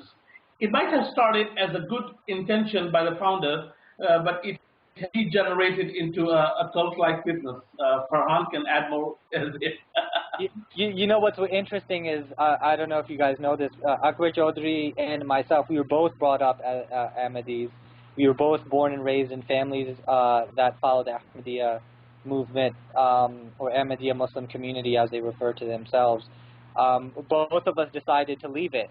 I became a Sunni Muslim about in 1998-99, and I remained a Sunni Muslim for about 10 years. I think Akber Chaudhry Sahab, you converted to Sunni or traditional Islam, 2001? 2001, yep, you're right, yep. Okay. Okay. The only reason I know that because I saw your show on Jinn and Tonic. Oh, okay. before this one, I watched it. I heard. And if you remember, you and I met in Washington, and we met in Toronto at one time. 2004. Yeah, and I remember those meetings very well. And it's good to see you again, and it's good to see that you're doing well. Very good. But yeah, both of us were brought up in the Ahmadiyya community, and I'll agree with Chaudhry Sahib in the sense that, look, I've offered to debate. I debate very publicly. I've offered to debate them publicly, and they refuse to. They'll run their own literatures, they'll run their own programs, but they refuse to confront people who want to debate the issues. Chaudhry Sahib, I think you've had a debate with Ansar Raza, which is... I've had three. Yeah. And I've tried to have debates and dialogues. I know Nabil Qureshi, who's a Christian now. I don't know if you've heard of him. I've heard of him. Yeah, he's tried to debate, and I just don't think that they're willing. And the way that I look at it is like, if you're not willing to confront people who are leaving your community, as far as I'm concerned, you talk about jihad of the pen. Your pen has run out of ink. It literally. Well, now the founder of the Ahmadiyya sect, he claimed that he was receiving revelations, right? Is that accurate? He did. Mm-hmm. Now you see, but don't the Ahmadiyya follow fellowship? Don't they have access to the scriptures that say that Muhammad is the final prophet and he's the last person to receive the revelations? That's a long debate. Yes, they do. So I mean, that right there would be, I think, a deal breaker for me, because way back when I was religious, I was a real stickler for doctrinal issues. That for me, in retrospect, seems. Yeah, the problem is it's only hadiths that 100% clearly say there will be none after me. In the Quran, it only says that he is. Don't tell me. He's Ratam. Ratam means the seal of the prophets. So therefore, it could mean I am the affirmer, or I have come to seal off the law. That doesn't mean that more messages couldn't come and tell you the same law. It just means he's come to seal it off, or he's come to approve what's come before. If it used akhir, if it was last, I am the last of the prophets. But he said Ratam, which is seal, which could mean something else. But let's not go into that. I just wanted to show off. Yeah, no, that's exactly the Ahmadiyya argument, that if you look at a seal, is the seal the actual thing in your hand, or is the seal the wax that is sealing the envelope? What is the seal? So they think that the seal is what is in the hand, which can make more stamps. And we say, will there be more stamps? No, there's only one. There's only one person to come after Muhammad. But anyway, that's a story. It sounds like Ahmad was trying to be not Ahmad who's in the call. Ahmad, the guy who started the Ahmadiyya sect.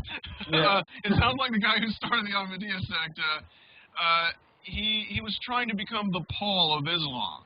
You know what I mean? It's like you had Jesus, who was supposed to be the pinnacle of Christianity, and then you had this other guy, Paul, who changed whatever he wanted to change, and several of our Muslim guests in the past have pointed out how full of crap Christians are for following Paul instead of Jesus, when in cases where he contradicts Jesus, and Jesus is supposed to be God incarnate or whatever. But it's like Paul ran like the gates of Christian ijtihad were closing, and he ran and he slid under it like an action film, and it just barely slammed shut. So he's somehow got his foot in the door just in time to overwrite things said by Jesus himself. But then the founder of the Ahmadiyya sect, he ran the same, and he just got stuck under that door as it was sliding down, and it just cut him in half. That's what Yeah, so this guy was not very of an intellectual bent. If you read his books, they don't make much sense at all. So I would not take that analogy. And also he was 1200, 1300 years after Muhammad sallallahu alaihi wasallam. So it's very long. I have my own views on who the Paul of Islam was, but I will keep them to myself for now. Okay, so one of the show, Muhammad Ahmed. Thank you for joining us. So, in my case, I am an Egyptian, as you probably know. I did consider myself to be a moderate Muslim until I witnessed the rise of the Salafis. The atheist movement is picking up some really healthy numbers, and I reckon that in the past 2 years, in my own estimate, that the number of atheists in Egypt have increased to almost 1 million. Really? In just in almost 1 of 2 years, I've met countless of them. At least 40% of the atheist population now were Salafists, and some percentage of them were jihadists.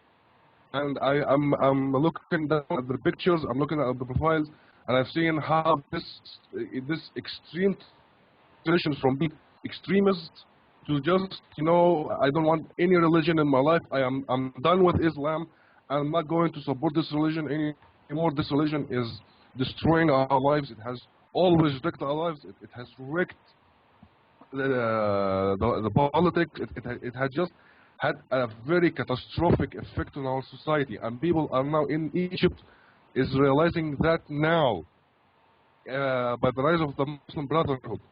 They have seen they have been considered all the time to be some sort of angels, the men of God, you know, the people that you can trust. We have seen nothing from the Islamic front but betrayal, but lies, but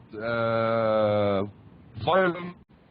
So people are now beginning to realize that there is some serious moral gap between what is considered right and what is considered Islamic.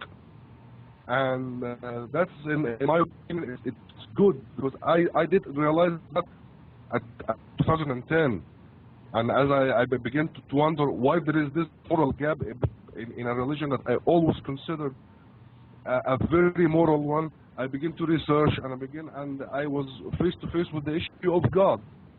And as this issue got resolved, as it was clear to me, the God of Islam is just a married figure.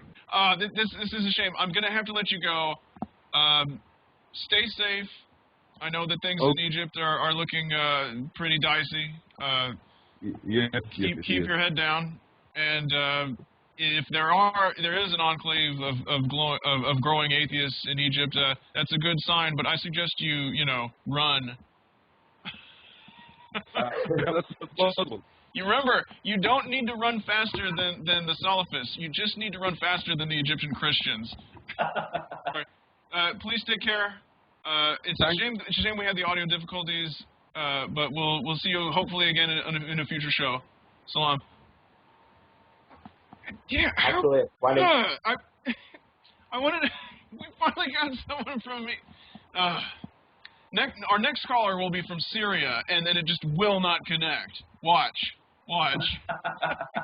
You'll hear the mortar fire in the background, and that's why we won't be able to hear him. Goodness gracious. Klingschor, you were there in the after show of the last episode. We were talking with Ali about what's going on in Egypt and Morsi. Yeah, everyone's arming themselves. Yeah, it's really getting crazy. I won't dwell on politics for too long because people get upset with me when I talk politics on a religion show. But you know what really? I mean, the U.S. does a lot of stupid things in the region, but it just goes to show that we can't win either way. Because when the elections happened, we hugged the ankle of the Egyptian voter and said, please don't vote for the Brotherhood. And they're like, screw you, we'll vote for whoever we want to. And then Morsi gets in power. He says the judiciary can't touch him. And now you have people saying, oh, well, he's clearly an American agent. He was clearly put there by the CIA. I mean, there are people literally saying this. We just can't win. Jeez. Anyway, so... I mean, hopefully he comes back. It's a shame. Okay, so why don't we let go of Ahmad and get in the next? Okay, yeah. Thank you, Ahmad, for your contribution. We're gonna rotate new guests. Take care, and you're welcome back anytime. Yes, thank you. Goodbye. Thank you, Ahmed. Thank you. Cheers, salam. Okay, I'm gonna bring in the next two. I'm gonna bring in.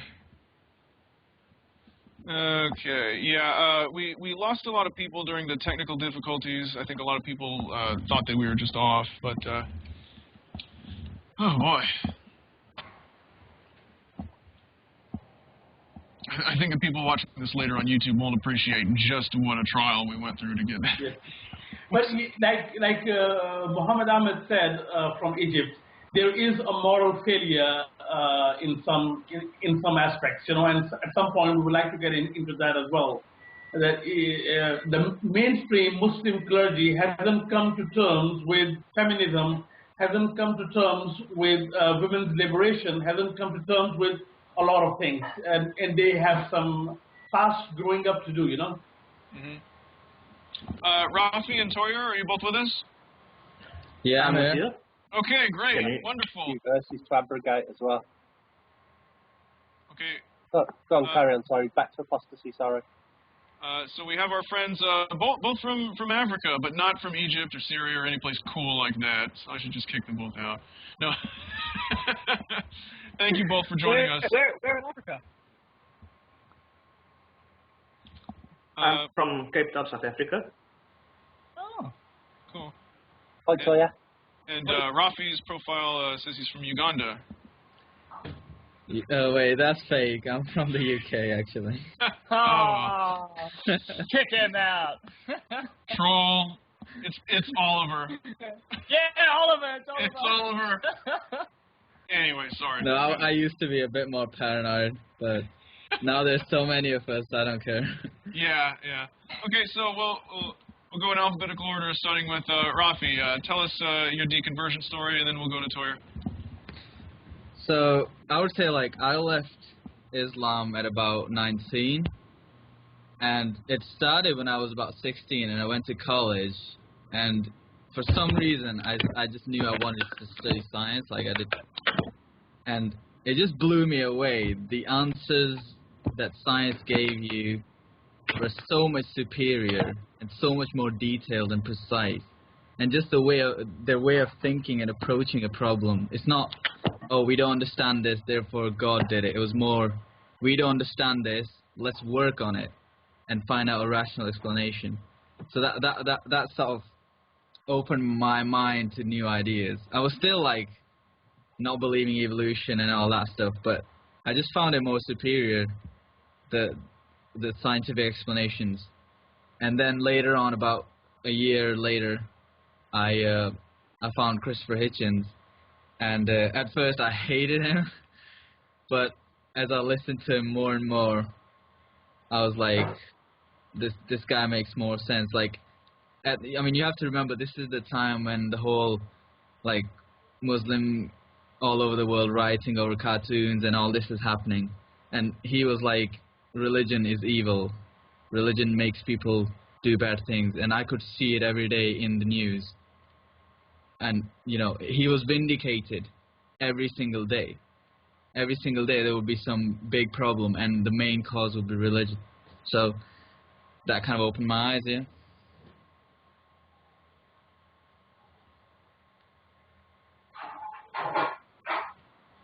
What about Farhan? Yeah, Toya, same for you. Tell us your life in 30 seconds then. My life in 30 seconds. There you go. 30 seconds. I was brought up Muslim and been so for 40 years now. When I was about 6 years old, I went to Muslim school. Alims told me I was great. Studied heaps at the Darul Uloom in Johannesburg. Got beatings every day there because I smoked. Spoke to girls. And then I got married in 2003. I had a daughter. Or still have a daughter. And then I think when I started questioning religion and so forth was when the tsunamis happened. I thought, what the fuck is going on? Can God be so cruel? So many people wiped out, not give a fuck about it. Sorry about my language, sorry. It's fine. Guests can swear. Okay, but then I started going onto YouTube and trying to confirm my religion and trying to be a good Muslim and so forth. And the more I searched and more, and in 2010 I stumbled upon CA, the Council of Ex-Muslims of Britain, that forum, and got hooked and left. I jumped on the bandwagon, I guess. and lost my faith there. So is your wife still a Muslim now? Yeah. And is she like, you know, not she says she's a Muslim. I mean, is she properly a Muslim? No. Is she a Muslim or is she a Muslim? No, a Muslim. Yeah. So Yeah, no. does she pray, for example? Excuse me? Does she pray? No. No. So does she like fast? No. Nothing. We do nothing. None of the sort. But does she still consider herself to be a Muslim? Yes. And do you still consider yourself to be a Muslim? No. What is the difference between you and your wife? Nothing. Nothing. So are you a Muslim or is she an apostate? Does she believe in Allah? Yes, she does, and it is in her heart. Mm-hmm. And that's where it stays.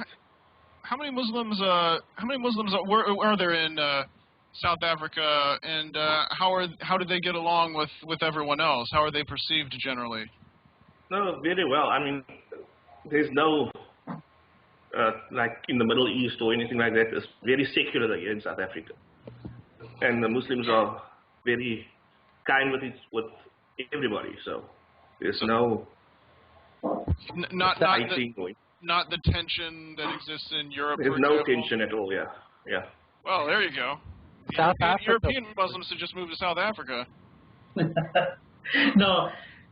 Question for Rafi is then, are you aware that Adolf Hitler was a very scientific, Adolf Hitler's Nazi Germany was a very scientific society. So if science had all the answers, then Nazi Germany would be a moral society. They were very accomplished scientifically, you know. Can I say, hammers don't have all the answers, do they? And screwdrivers. The hammers and screwdrivers have all the answers. No, wait, I never said. No, sorry, they're just tools to do things with, and that's what science is. Science merely helps you to understand the facts and predict what will be the outcome. If you give it a certain input, what the output will be. That's what science does. If you decide to go and kill millions of Jews because of that science hasn't got any morality. Science is just the facts. Yeah. That's it. It doesn't matter if they're scientific. Germany was motivated by a very anti-scientific or scientifically contradicted ideology concerning race and the Aryans and conspiracy theories about communists and Jews. So science was being used by people who were unscientific, or people who were contradicting science. Exactly. Okay, they were great lovers of industrial technology, and then had pseudoscience in almost every other field. Akber, let me just quickly answer you. I never said that science has all the answers, but it's the approach to questions of science that are like, it's, okay, we don't understand it yet, let's work on it. I mean, what's the alternative? What does religion offer? Religion just says magic. It just happens. We don't need to worry about it. Whereas scientists, like one person will spend their entire life just looking at a small part of the universe. Whereas religion just says, don't worry, everything, you know, it doesn't matter. It's after when you die, that's the real life. This life, you don't need to be interested. So, yeah, I mean, again, I think the theme of this whole show has been that there are certain ill-educated scholars who peddle this kind of stories. The Quran says repeatedly, ponder, think and ponder. So thinking and pondering is not un-Islamic. It is very Islamic. It is certain cultures and certain professions of clergy within them that have started to spread these things because they're not well paid or they're not well educated. Now, my question was, for example, eugenics. Have you guys heard about eugenics? Yes. Yeah, and if you look at eugenics, it is scientifically a very good thing to do, and that is what Nazi Germany was practicing. They were actually had a very strong rational explanation for eugenics that they were following, but it is immoral. We human yes, beings but would like... Islam does not tell you it's immoral. Eugenics didn't even exist then. Where in the Quran it says don't be following eugenics? It says it is silent. Religion is silent on the matter. Can I just finish? Let Akber wrap up what he was saying. So eugenics is the result of eugenics, which is a society that is uniform and very intelligent and very attractive, is a good place to be from a scientific point of view. But being human being, whether we are disabled or whether we are young or we are old or whether we are born with deformity, we get a certain status as a human being within the moral framework of every religion, whether Islam or anything else. I'm sorry, Akber, but to say that people, if I understood you correctly, you said that like if we're beautiful and so on, then we're scientifically better. That you could not be more wrong. It is diversity. I think we need disabled people. We need disabled people. Without disabled people, the future of the human race is certainly doomed. We need people to be mutated. We need people to be different from the norm. Because if anything drastic comes that affects most of the people on the earth due to their DNA, it's going to be the minority that survive. For example, if people with Down AIDS, it's like AIDS. There's actually a minority in Africa who are now immune to AIDS. If evolution took its course, they would survive. If Down syndrome people could perfectly reproduce, have more Down syndrome babies, and they could reproduce, and so on, and then some disease come about that only killed people without the extra chromosome, we'd all die, and there'd be an evolutionary step. So you cannot look at a disabled person and say, evolutionary or scientifically, that they are worth less. That is not true. So I think there's confusion here between eugenics and the diversity of the gene pool. So yes, we do need diversity in the gene pool to be competitive as a species. But eugenics was a very well accepted science before World War II. If you look up its history, many distinguished scientists, it is to create a superior race with all the genetic diversity within that race. So you can be blonde and blue-eyed and 6 foot tall, 6.5 foot tall, and still be genetically diverse enough to be able to withstand. But so Akber, can I quickly add a point here? See, eugenics was a misuse of science. Same with religion can be misused. I mean, suicide bombing is a misuse of Islam. Exactly. But the difference is, nowhere in science it says, if people don't believe in evolution, find them wherever you are and kill them. But in the Quran, there is specific injunction of violence, of all sorts of immoralities that we know. Like, when you read the Quran in translation, you can feel that this is not the kind of society you want to live in. I mean, Surah 9:5, kill them. Surah 9:29, kill them. Surah 4:34, beat your wives. It keeps going on and on and on. Nowhere in its science it says, kill a bunch of people. I mean, people will misuse science. They will always misuse science. But nowhere in science does it say, if people don't accept science, kill them, or you must convince everyone science is the best, or, you must pay money to science, or you must fast because science says so. It doesn't work that way. So I think, I think most of the information you've got is from these Islamophobic sites. Verse 9:5 applies directly to people who break a treaty, treaty. And just let me finish. And you will also remember the verse in Surah Baqarah that says, an eye for an eye and an ear for an ear, but whoever forgives is good for them. So you cannot take a verse in isolation and say it is brutal. If you do that, then every scripture, I cannot think of any scripture except the New Testament. Yes, which is all scriptures are man-made. Except you just said except the New Testament. So the New Testament is superior to the Quran. Well, because the New Testament doesn't have a claim to be a divine scripture. It is just a narrative written down by the disciples of Jesus on how he lived, you know?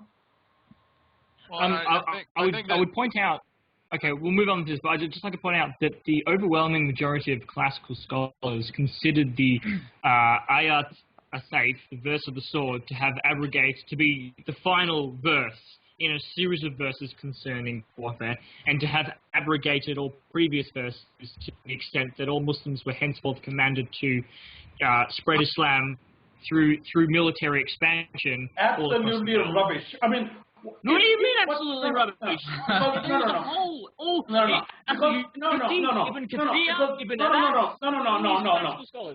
If I were to agree what Klingschor is saying now, you are dehumanizing me and you are delegitimizing a great human civilization.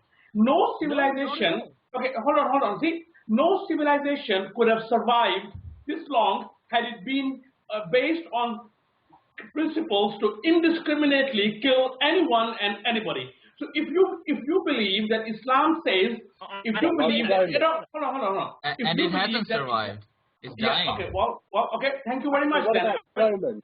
No. Why are we having a decent conversation here when you are dehumanizing and delegitimizing a whole civilization? I'm not. I did no such thing. You said, I'm not saying that Islam says kill all people. I didn't say that. There is no human civilization in human history that has urged or advocated the indiscriminate slaughter of people as you were. This is9:5.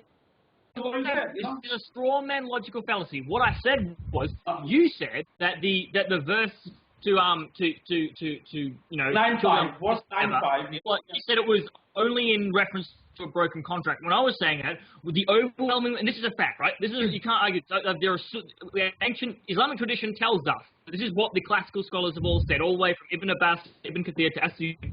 They said that this ayat as-sayf, the verse of the sword, abrogates all previous verses on the matter of conflict, and says that Muslims should expand Islam militarily. And I'm not saying that they should kill. What the system is, this was the classical system of Islam as it expanded, as was formulated by the classical jurists. You expand Islam militarily, and all unbelievers, right, they either pay the jizya, convert to Islam, or die. And that was the rule. That is how Islamic civilization expanded, and we can see this again and again. And, for example, Al-Mamun, for example, when he was on a military expedition, he noticed that he had some pagans in his kingdom, in the Abbasid Caliphate. And he said to them, because that was the rule. Because if you're a Christian or a Jew, if you're Ahl al-Kitab, you can live under jizya or convert to Islam. But if you refuse them, you die. And if you're pagan, you get no choice at all. He noticed the pagan community. And he said to them, "You've got to convert or die or pay the jizya." And hold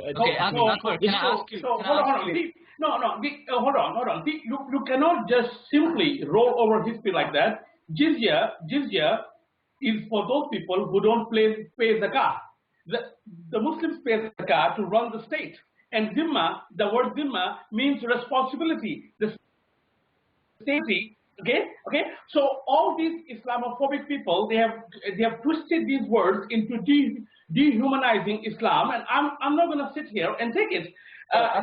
Okay. Guys, you two stop a second. Can I just a minute, Akber? Because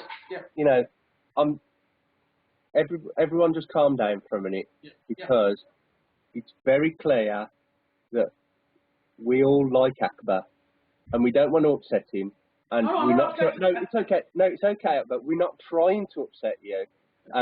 But I understand that when someone says something that you infer as being a stereotype of everyone to whom you associate, that you can take it personally and so on.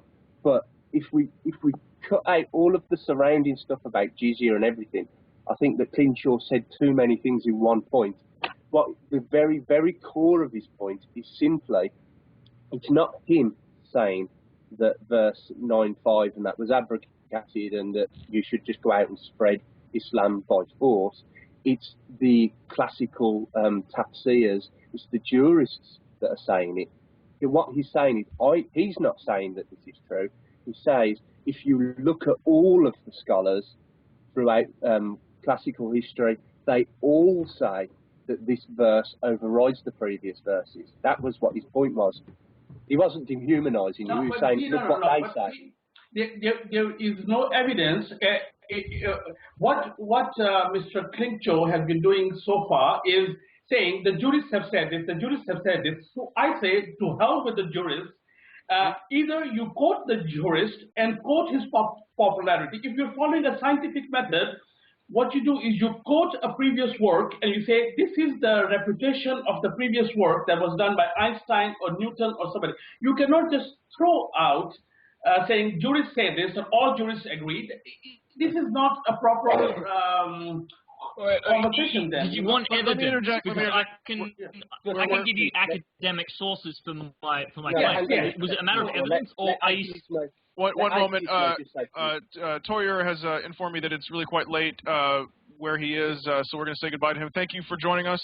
Thanks, Toyer. And you're welcome back anytime. No, I'm not saying that I need the academic reference right here from you. It is not a case of...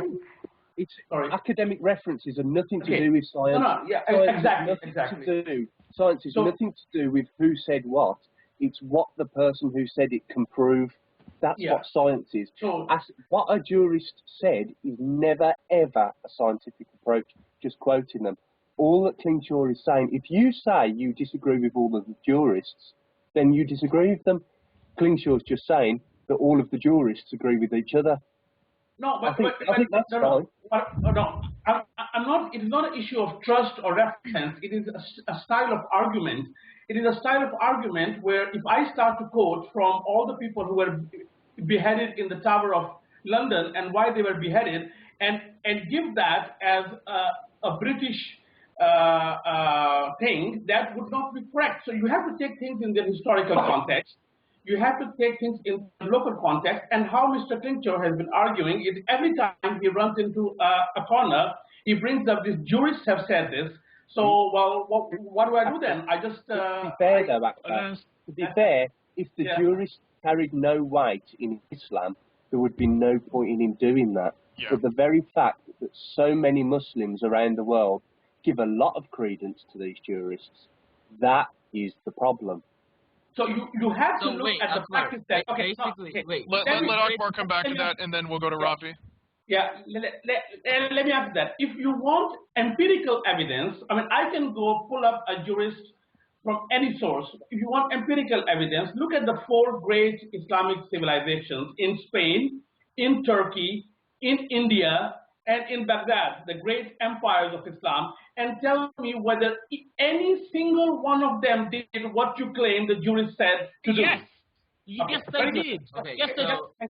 Al-Andalus, the Moors, the Morabitun, what were the monotheists, the Almohads, the Al-Muwahidun?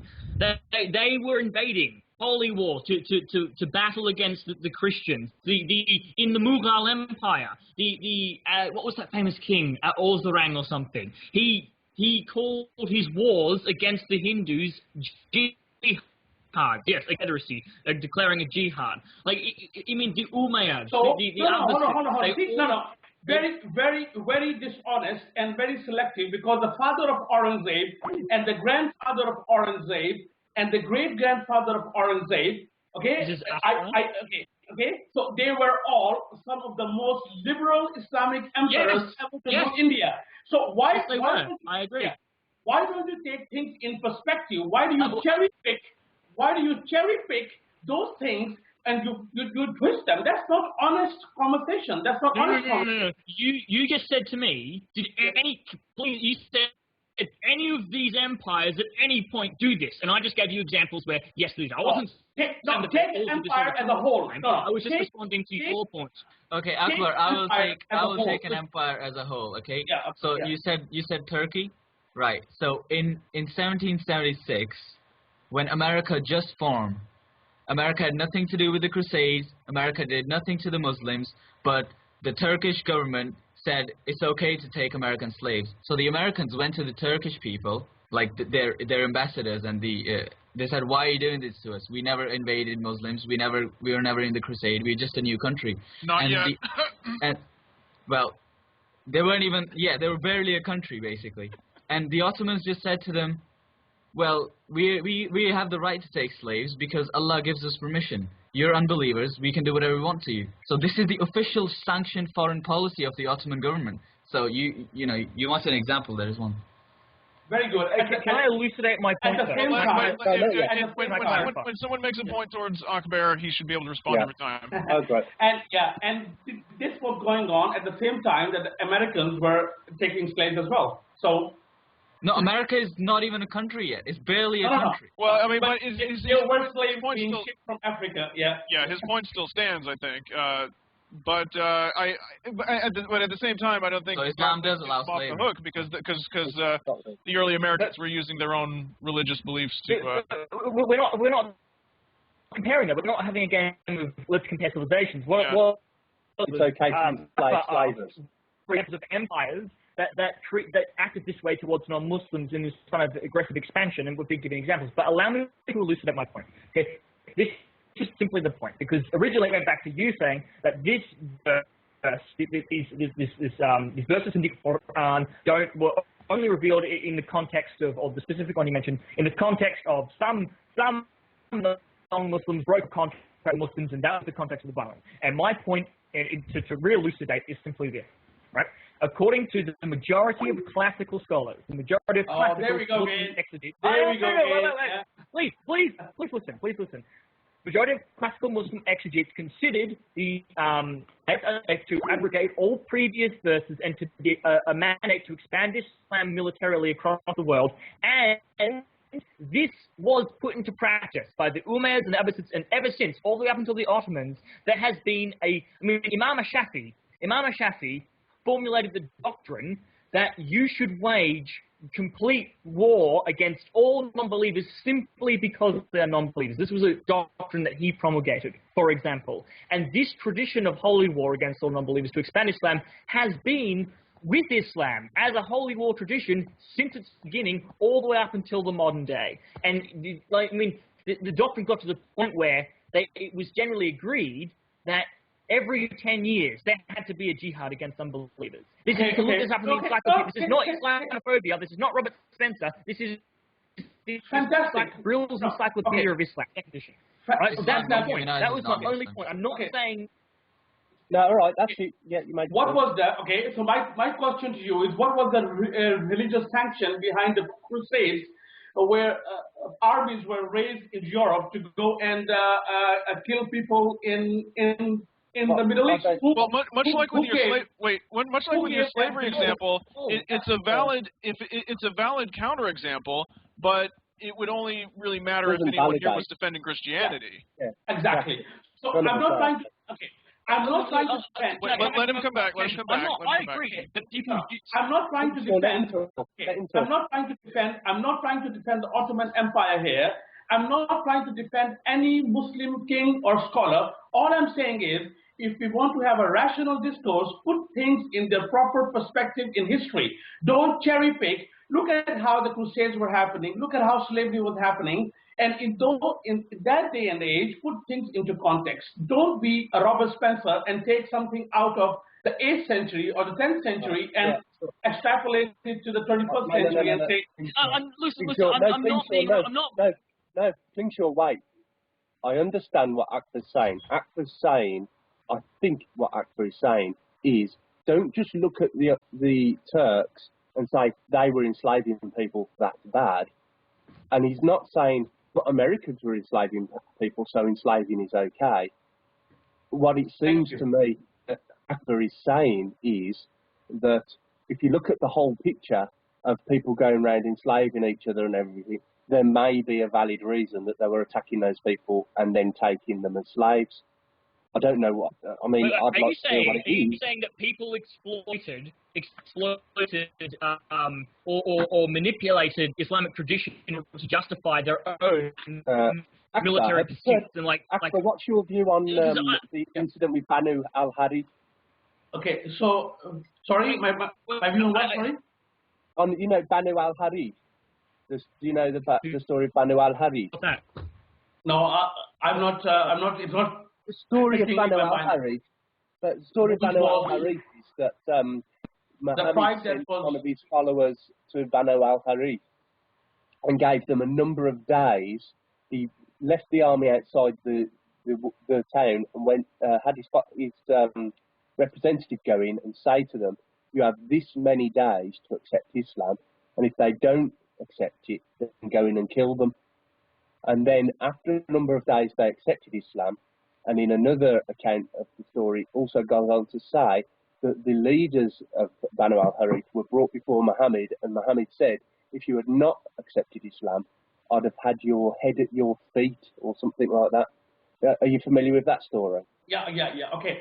So yeah, the argument I'm trying to make here is that if you are trying to justify in the 21st century that Muhammad Sallallahu Alaihi Wasallam was a bloodthirsty tyrant, then sorry, you are dehumanizing my whole reason for existence, because I cannot go and say Jesus alayhi salam was so and so, was a bastard like the Jews say, or I can go and say that Moses was this or that. So now let's go back to this story. You have to remember that Muhammad was a king of Arabia, or that part of the world, towards the end of his life in Medina. And each and every incident or war, I have researched them myself just to be sure that what I'm talking about. At the time of the war of Ahzab, the Khandaq, the trench, the war of the trench, Islam was this much away from being wiped out. So there was a war of Badr, then there was the war of Uhud, and then the war of the trench. Islam was this much away. And if all the tribes that had come from all of Arabia around Medina had succeeded in breaking through that trench, Islam would have been wiped out. And here is a person, and during that war, there was a lot of treachery on behalf of the tribes. They were always aligning with each other and making deals and then breaking deals and so on. Every one of the subsequent punishments after Ahzab or after these things have been due to tribal treaties. Nobody in history can say that Muhammad broke a treaty. If you can prove this from a valid historical argument that he broke a treaty and went bloodthirstily after a tribe or an army that had broken a treaty, then I would accept your point, you know? Rash and Kling, once again, it's you guys going fisticuffs with Akber, but all right. Why don't we try to get it back onto the. I really think that both sides have exhausted their quivers at this point. Let's go back. I have a new question. Okay, yeah. I hear the word something new, and I jump at it. What is your question, Rafi? So Akber, Rafi, just 1 second. Akber, all I want is a yes or a no. Were Banu al-Harith part of the Battle of the Trench? No, they were a tribe that had broken a treaty. Okay, so I'm not going to go further. Yeah. Okay, Akbar, let me ask you something. Okay, so you've talked about all these battles and stuff. So let me ask you this. So these people who lived with Muhammad, they saw him. They knew Arabic better than any of people alive today. Why did they all, including his own tribe, including his own grandfather, reject him as a fraud? And wanted to kill him. Yeah, and this shows the character of the person, that he stuck to it despite tremendous opposition because he wanted to believe in the one God. It also shows the character of the person that against all odds, he succeeded in getting rid of multiple gods within the Arab tribes, and he united the Arab kingdom. He was a king. By killing thousands of people. Like, here's the thing, Rafi. Can I interject really here? The thing is, if you look at Muhammad just as, you see, because, and I don't mean any offense, Akber, but from my perspective, there was no supernatural interference. From my perspective, he was an ambitious man who really, against incredible odds, did build up what would eventually, become an incredibly powerful civilization. So he really does have quite a rags to riches story. And there's always at least something, I would say, to be admired, or at least to be respected by anyone who experiences a meteoric rise, whether you respect what they do once they get it, whether they're responsible or whether they, like when they. Sometimes reading about historical characters, It's like reading life story of someone like MC Hammer, where they fritter away their fortune. You're like, well, you know, you worked so hard and you got to this position. That's what you did with all that power or influence. But you know, the thing is, you know, Rafi, you're saying, you know, he got there by killing his way. The issue is with a lot of the laws that apply to the Islamic civilization, with his attitude towards warfare. Was he really that much better or worse than any contemporary general? Was he really better or worse than Alexander the Great? You know, I mean, was he in terms of his ambition and his methodology and the ruthlessness?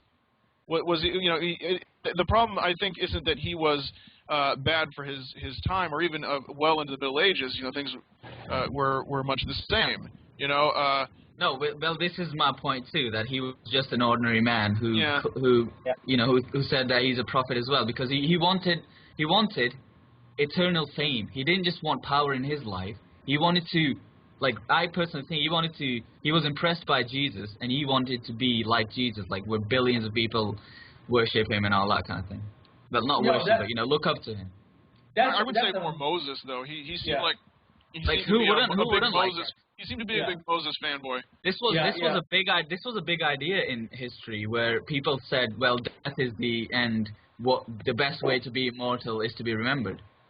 Yeah, this is a very valid point, Rafi, that you're making, and now we're having a good discourse here, because if you don't want to believe in the spirituality of Muhammad, that's fine.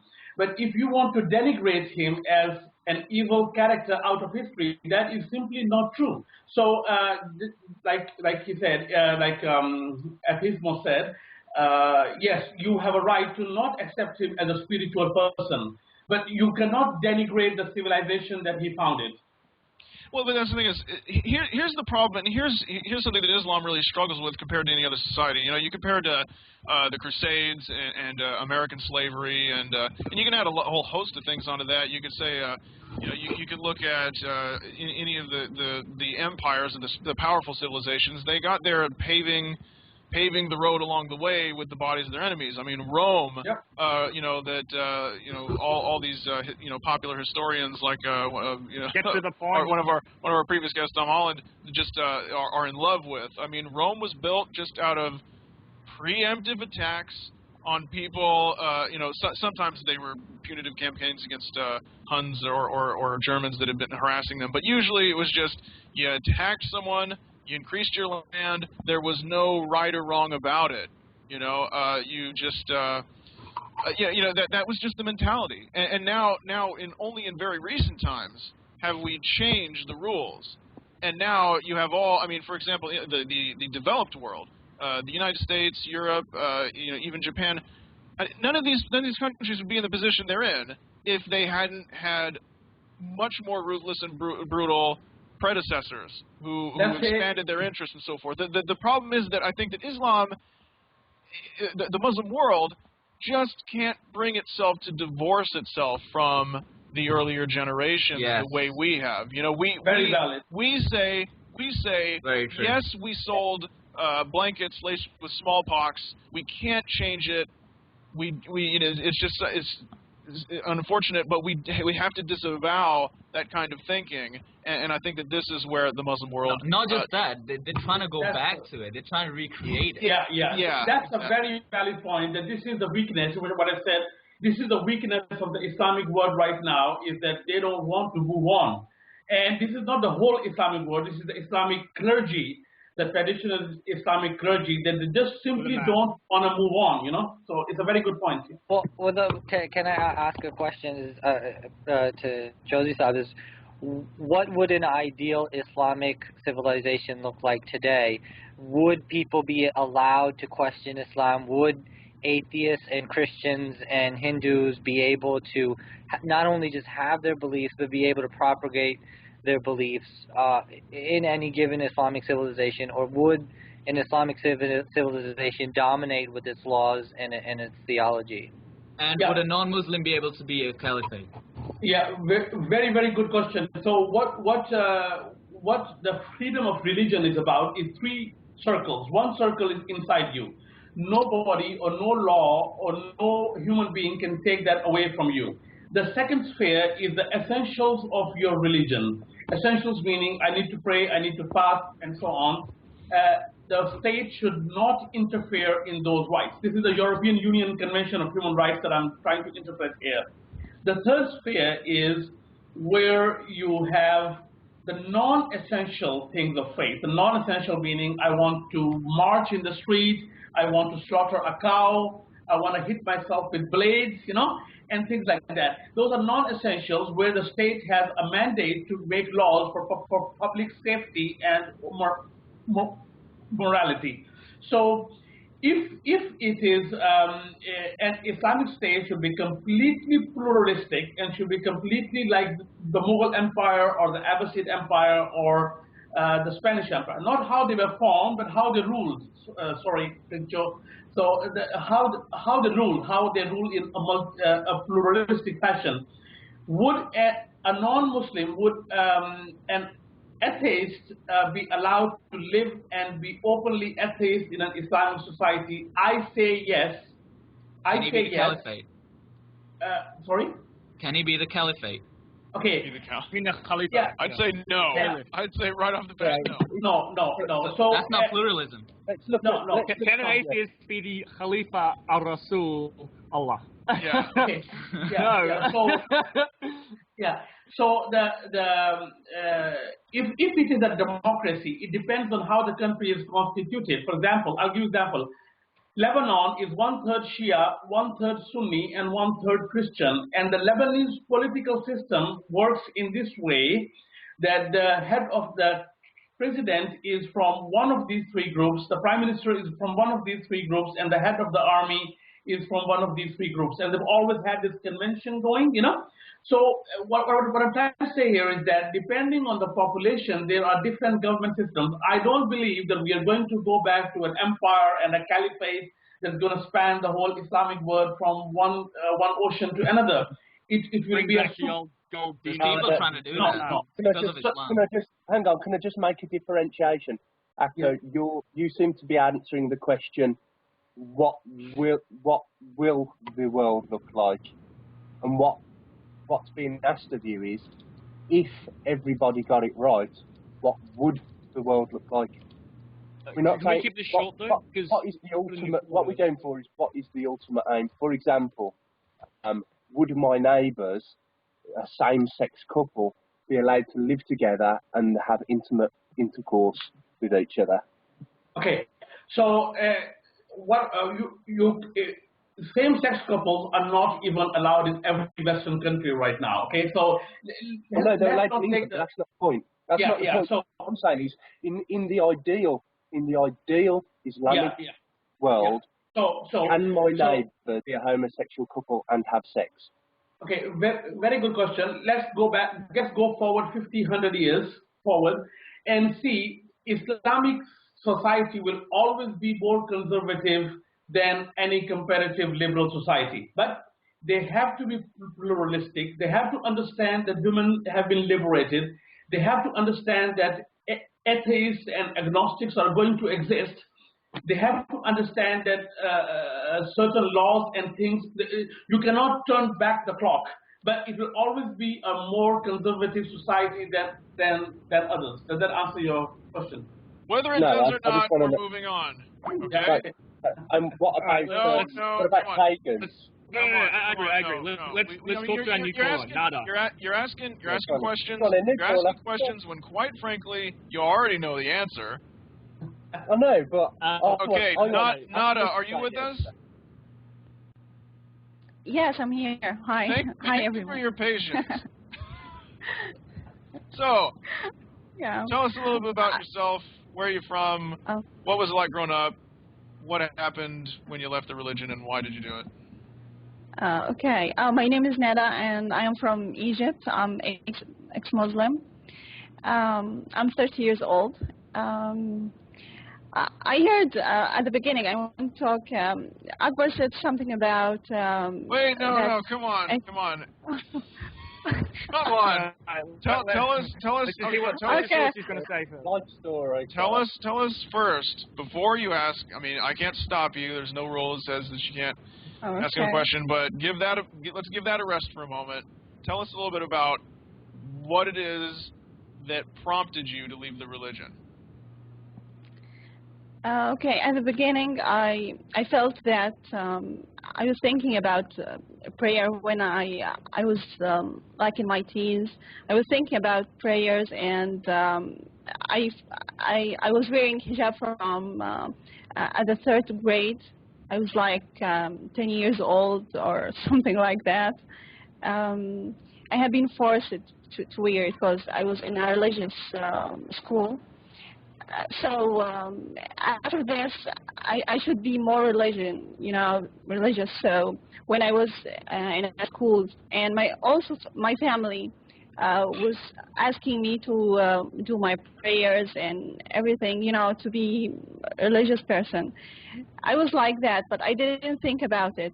But when I start to think about what I'm doing here, I'm praying and I'm wearing this stuff. Why? So I felt that there's nonsense about this. There's something wrong. We pray and nothing happens. But they always tell you that you have to be in a higher stage to be for your God to answer your prayer. And I started to be more and more religious. The second thing that I felt that my family treat me different from my brothers. I saw this in, I looked at, Quran and Islam, and I saw this, that they treat women in a different way than men. Men is in a first stage, and we are lower than them. They ask you to treat women in a lower place. You can beat them, you can, I saw a lot of, some killing, about honor killing. If you suspect your sister as she talking to somebody and you felt something suspicious about this, you have the right to kill her, and nobody's gonna, talk to you, even the government. You can just have a few months in jail and then you go out. And a lot of things like that. The treatment of women like this is not fair. And when you look more, you read the Quran and you start to think about it, you see that there's something, they talk about mercy. God is always about mercy and how mercy he is. And you see in the other side that he's always also talk about killing. And that's nonsense. How could God talk about killing, and you can kill somebody else just because you don't believe in your belief, and you have to fight people because they don't believe in God and don't believe in Muhammad. And if somebody said something bad about your God and your Muhammad, and you have to stand and fight for your God. This is all wrong. How could Islam talk about that equality and liberality, and how God is mercy on people, and treat us like this and put this stuff on our minds? I felt like there's something wrong here, and also I started to look in Christianity. I found the same thing really. So I stopped here, and I think that there is no God can treat people like this. How could he ask us to kill each other? If he wants us to be, all Muslim, why he didn't just do it from the beginning? Why he wants to see blood? Why he wants us to kill each other? Why he wants women to be treated like this? We are the same. We have the same brain. We have the same everything. We are like men. We are human like them. Why they treat us like this? Can I just ask you really quick? Yes. It sounds like there were a variety of issues that compelled you in this direction to start questioning, but clearly the gender roles laid down in your society played a significant portion. If you had to guess at what fraction or percentage, how much were the gender roles an impact on your thinking? You know, the differences between, you know. Difference between men and women? Yes, under Islam as you knew it growing up. It's high percentage. I mean. Really? Yeah. I told you, you have the right. You can kill your sister just because you feel suspicious about her. Is that right? No. This is. You have the right over somebody else, over his life. You can take his life. Mm-hmm. Islam gives you this. So, and you know what? That makes me feel like I was thinking that, oh, I wish to be a man. I wanted to have those rights, so I wanted to be a man from the beginning. I was thinking, oh, God, why you didn't make me a man to have all those rights? Gender. Can I make a point on gender? Because so far, I mean, I agree with you. You're saying I don't like these circumstances, but you know, there's nothing about reality that says we must like it.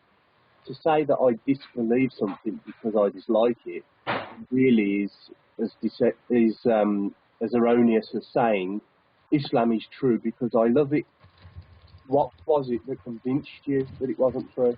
Or did you just apostatize because you didn't like it?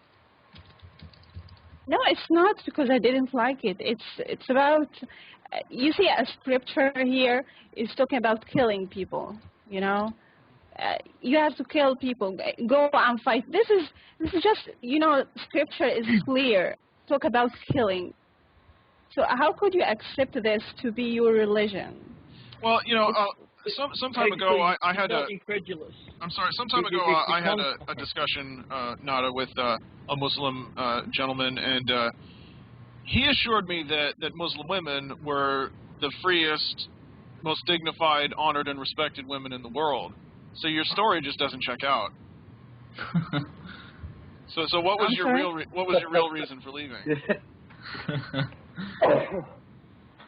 I didn't believe in this. This is just a bullshit, you know.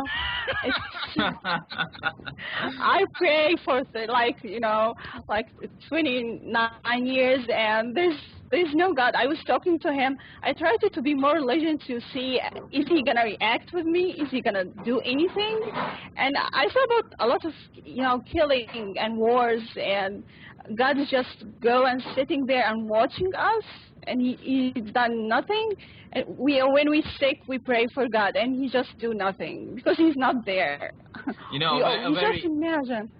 A very interesting thing I noticed about these wars is as soon as Muslims have been stopped from wars, they have stopped expanding. Spain gone, Europe from their hands gone.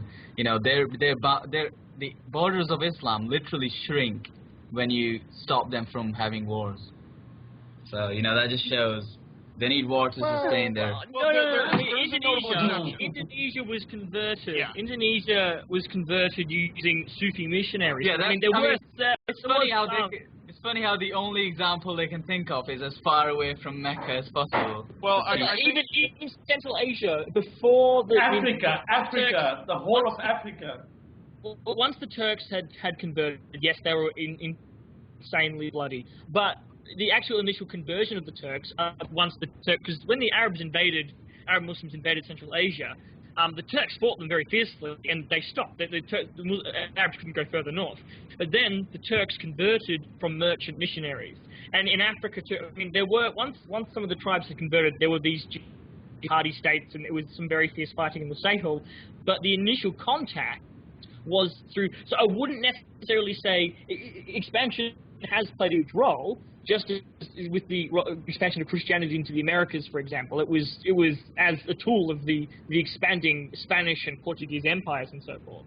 And the Islam is the same, it expanded through conquest. But there was also large expansions through trade and mercantilism, I would posit. I was wondering if I could respond to Rationalizer for a quick moment, because he said something along the lines of not liking how women are treated, or the position of women in Islam, she not liking that, and that being a reason why she may have left.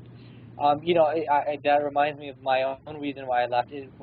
A part of the reason why I left was because I didn't like hell. I didn't like the reality of hell or Jahannam, and that people would be tortured and their skins would be burned off. That was one part of it. But I think that one is able to intellectualize that the treatment of women in her case, or the treatment of people in hell, it simply doesn't resonate with the reality that we're experiencing, in addition to not liking it. The thing is as well, it's not just a question of like when it comes to hell. It's actually, to me, the Quran becomes logically inconsistent, because the Quran says that not only is Allah forgiving, but is, as Hassan taught me, Al-Rahman Ar-Rahimin, if that's correct, which means he's the most merciful of the merciful, which means he's more merciful than me, and yet I wouldn't burn anyone in hell for eternity, or give them anything metaphorically similar. I wouldn't do that. So therefore, Allah cannot possibly be more merciful than me. There is not a single person that has ever existed in the history of humanity that I would burn in hell. Exactly. And it becomes a logical impossibility. And that's why it could become a combination of not liking it and intellectualizing it in that way. Yeah, exactly. For me, it becomes a logical error. It doesn't matter that I don't like it. It might be true and I don't like it. The fact is what if I become a Muslim and then I go to heaven? Will I know that people are burning to death, burning beyond death in hell? Because if I do, I can't enjoy eternity in heaven knowing that there is more suffering going on than was going on in the world today. I struggle with the suffering going on in the world today. Hell would be worse than that. Combined, it would be worse than that for the individual. I couldn't live for eternity knowing that that was happening. And I certainly couldn't live basically in allegiance with the entity that was doing it to those people. Now, Muslims say to me, oh, there's no family in heaven. So, you know, if your mum and your dad are burning, it's not going to bother me so much because there's no family in heaven. Well, you know, the kids that are starving on the African continent aren't my family. But, you know, it really, really bothers me. They don't have to be my cousins and my brothers and my sisters. It really bothers me. So who would be in heaven? Would it be me? Or would it be me with my humanity removed? Whatever it is, it wouldn't be me. Yeah. Exactly, and that's exactly why I turned away from Abrahamic theology as well. That exact reason. Only human, as evil as they are, could create something like hell. The concept. So, Nada, coming back to Nada's question, there is a big problem with feminism and women's rights within Islamic cultures, I would say, and there is no equality in most or all Islamic cultures for women when it comes to how men are treated and how women are treated in social matters, legal matters, and so on. And there is tremendous room for improvement there. And I will not name the fall of Islam yet. I might get hanged for it. But it was the fall of Islam, in my opinion, who brought Islam back from its liberal direction back to the Arab culture in the 2nd or 3rd century after Hijrah. So we had a shift back. Sorry? The Paul of Islam. You're saying the Paul of Islam? I'm not going to say the name. Tell me who. I really want to know. So right, when Islam... So when Islam spread from Mecca and Medina over to Baghdad and the Roman Empire, it absorbed a lot of the liberalism and the rule of law of the Roman Empire. Some people were not happy with that, and they wanted Islam to go back to the Arab culture and the Arab tribal culture. Okay? So and then look where it landed them. Yeah, exactly. So Islam had a very liberal upshoot in the Umayyad, in the beginning of the Umayyad era, but then it got dragged back into Arab culture, where we find it up till now. You know.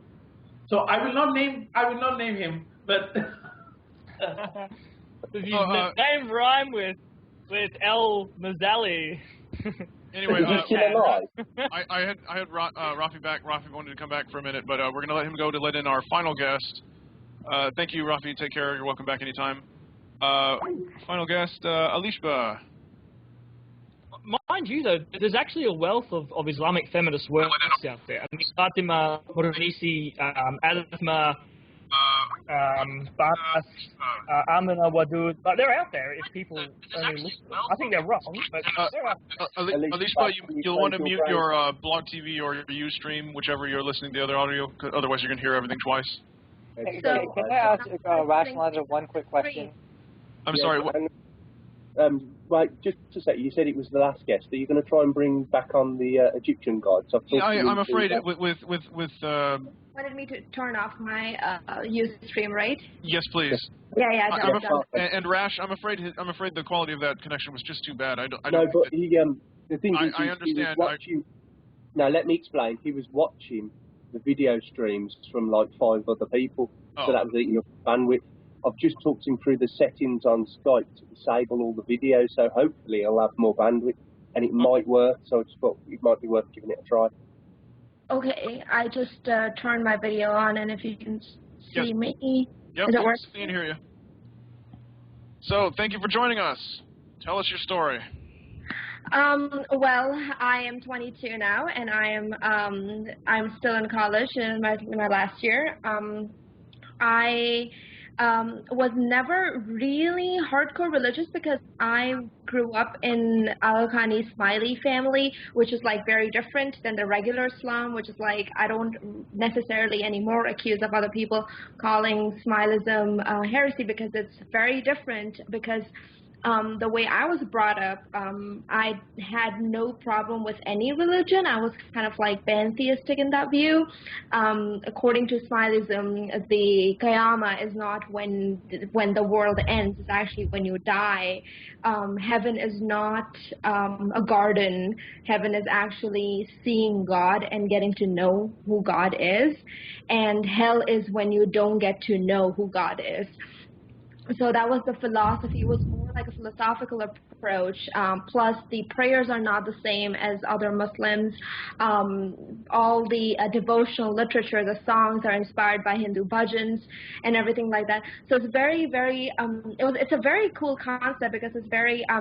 Sufism was derived from Ismailism. So I necessarily never had big problems with religion, and I was like always a hippie kind of person. I'm just like, yeah, you know, even atheists are fine. Like everybody's okay as long as nobody kills each other. But there's the rub. yeah. Like, no, seriously, like it was, and I was never the one to defend religion or to. I'm just like, okay, if atheists want to say something, they can say something, even though you shouldn't say something. You shouldn't phrase it in a way that's gonna hurt people. That was my approach way back when. But like a few years ago, I was in a debate with a friend of mine, and I was like in this very spiritualistic phase, and he was just like, well, it's absolutely irrational, and I'm just like, well, why does it matter if it doesn't make sense? And I actually said that, and I was like, back at myself, I'm like, did I actually say that? Oh, it doesn't matter if it doesn't make sense. So I think like from a human rights perspective, I was never that much in clash with religion until I took some college courses as well. One of my courses was called Lipstick and Jihad, and it was Islam and Feminism. It was an amazing class, and that was one of the that class had one of the bigger impacts along with Hebrew scriptures and a bunch of other classes that I took just for kicks and giggles, and then I started talking about it critically because I got introduced to Christopher Hitchens at the time.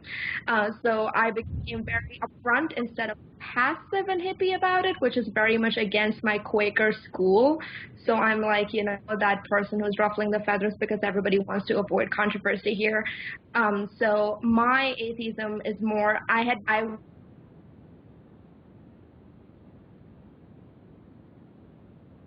denied Big Bang. Despite all of that, I was a Sufi, and I think Sufism is a very different branch. So that's why my transition into atheism was only logical, and it was just a matter of time. And I think it was the first blow was feminism when I started to see the loopholes that were hidden away in Ismaili faith, because there is the only sexist part that I can think of is that the imam cannot be a woman.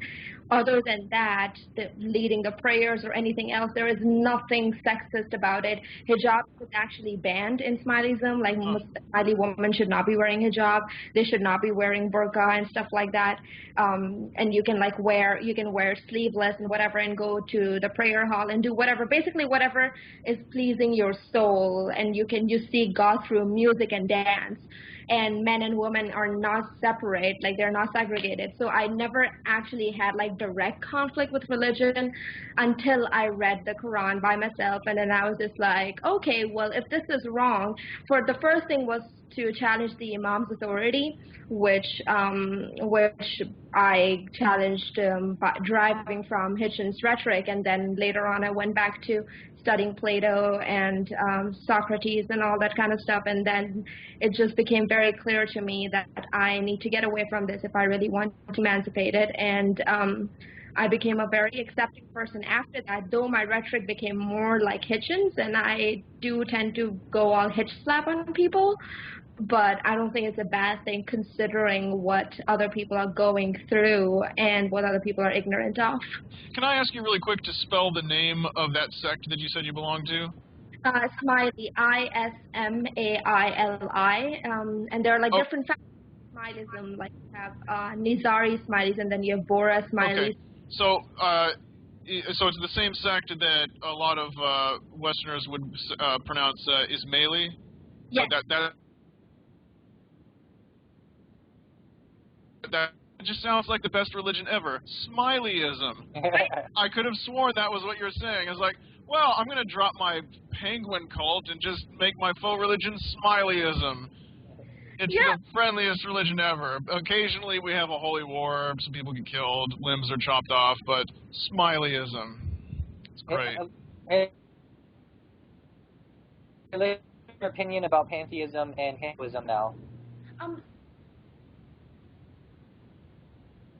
Like in Ismaili faith, the only Arabic part is the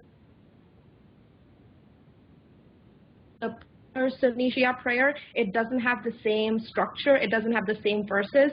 Some of the verses are actually made up too. They're not like directly from the Quran. They're just like Arabic prayers that are given by the imam and things like that. So the only Arab influence part about Ismailism is the prayer itself, which lasts about, if you're actually pronouncing it properly, about like 4 to 5 minutes, and you don't stand, you just like do it while sitting and whatever. You don't even have to do wuzu or that or anything. Like pregnant women can pray.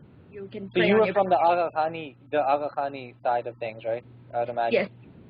I mean, here's the thing. I'll admit that Shiism continues to be a blind spot as far as my own studies are concerned, because most of the people I talk to are Sunnah, because most Muslims are Sunnah. But my impression of my impression as a result, it doesn't matter. I try not to let my perception of Shia Islam be poisoned by the fact that most of what I know about it, I'm told by Sunnah Muslims who don't really like Shia Muslims. Many of them don't even consider them. But I do know that compared to, for example, the Twelvers, Ismailism is considered the oddball branch of even Shiism, and then it's bred what seemed to be very conservative to very liberal. Some of the most liberal interpretations and some of the most conservative. As a matter of fact, aren't the Alawites of Syria technically please correct me if I'm mistaken about that, because that. No. So the Alawi. Yeah.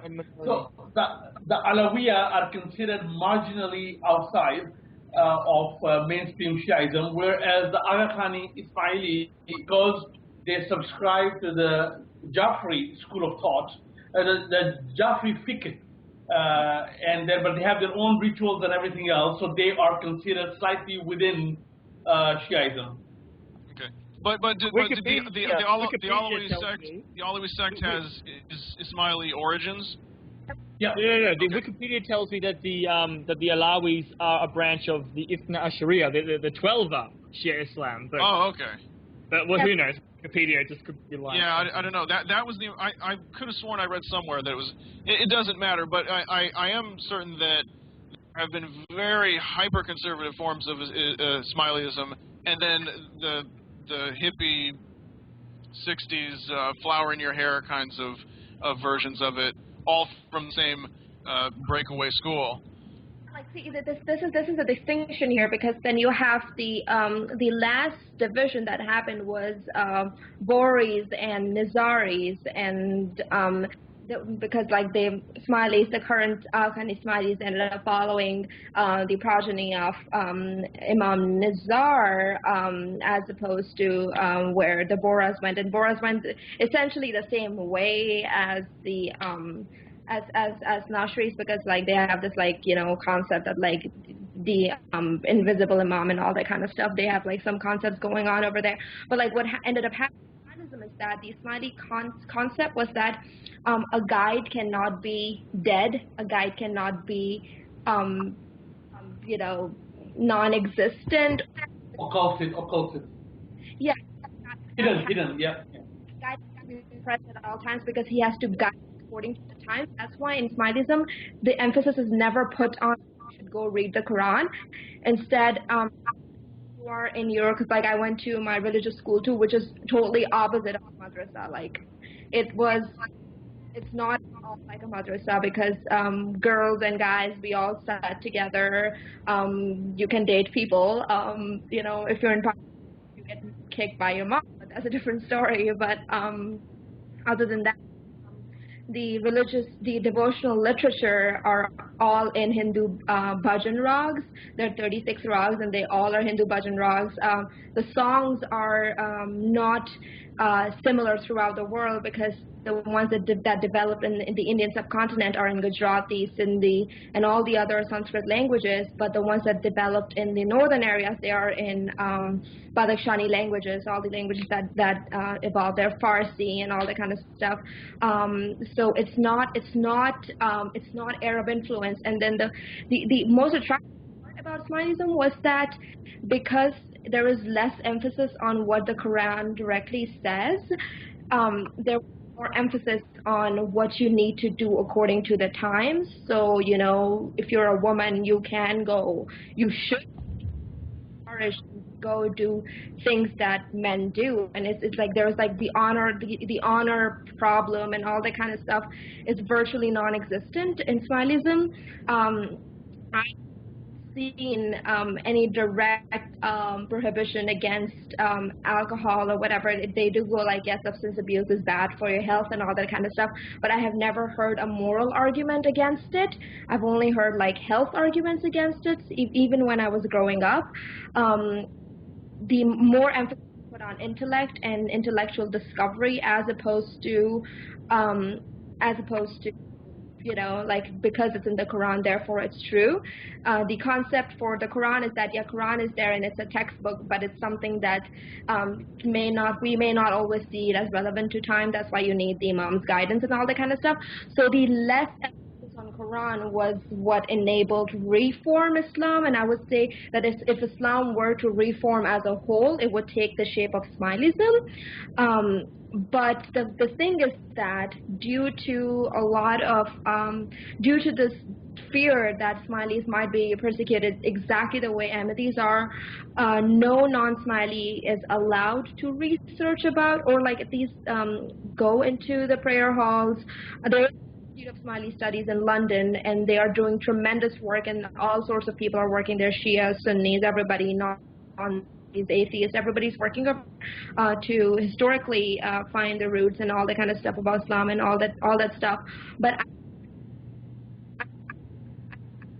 I'm not sure that I can see, at least in the near future, if that. Because for me is that I'm like trying to change my attitude a little bit, because like for the past few years I've always been like, you know, criticizing Islam directly, but I'm wanting to change type approach a little bit, because even in personal relations I tend to have less confrontations with Sufis, with pantheists, with you know, with hippie kind of Smileys, I tend to have less problems with them. So I'm like, okay, if you cannot leave your religion altogether, if you can move towards reforming your religion, and the next step is to renounce it entirely. I think that is a better approach to take when you are trying to talk to other people. I lose my temper quite often because I cannot stand misogynistic comments. I'm not Rebecca Watson. Please do not put me in that. Out if I'm in an elevator, as long as you're not touching me and you're asking respectfully, I'm fine. Wow, I get in trouble for bringing IRL politics in the show. You bring in YouTube politics, you'll never be invited back. Oh yeah. Now here's the issue: is if I was an orthodox-minded Muslim, you would have lost me at the Quran isn't quite as important. That's when I would have just said, oh, okay, thanks a lot. Slam the door in your face like you're a Jehovah's Witness. Thanks a lot. Nice try, Satan, or what have you. I mean, of course, that emerges in conservative Christian circles as well, where if you're of the Orthodox school, and then a sort of softer version that says, well, maybe you don't have to take the Bible and or Quran quite literally.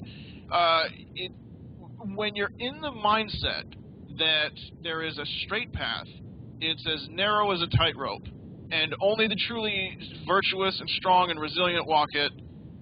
It's easy to say that this is just one of many obstacles in my path. These liberal forms of the religion, these changed forms, where the Word of God isn't so tantamount. It's a very thorny problem.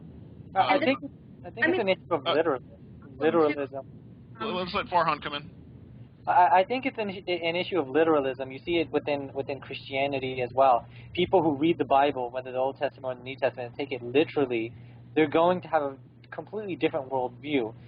Traditionally in Islam, the people who see it metaphorically, whether it's the Mu'tazila, whether it's the Ash'ari or Maturidi schools of thought, or even some of the more heterodox like the Ahmadiyya and the Ismaili, when you see it metaphorically, you find them to be more liberal. Generally, you find them to be more liberal.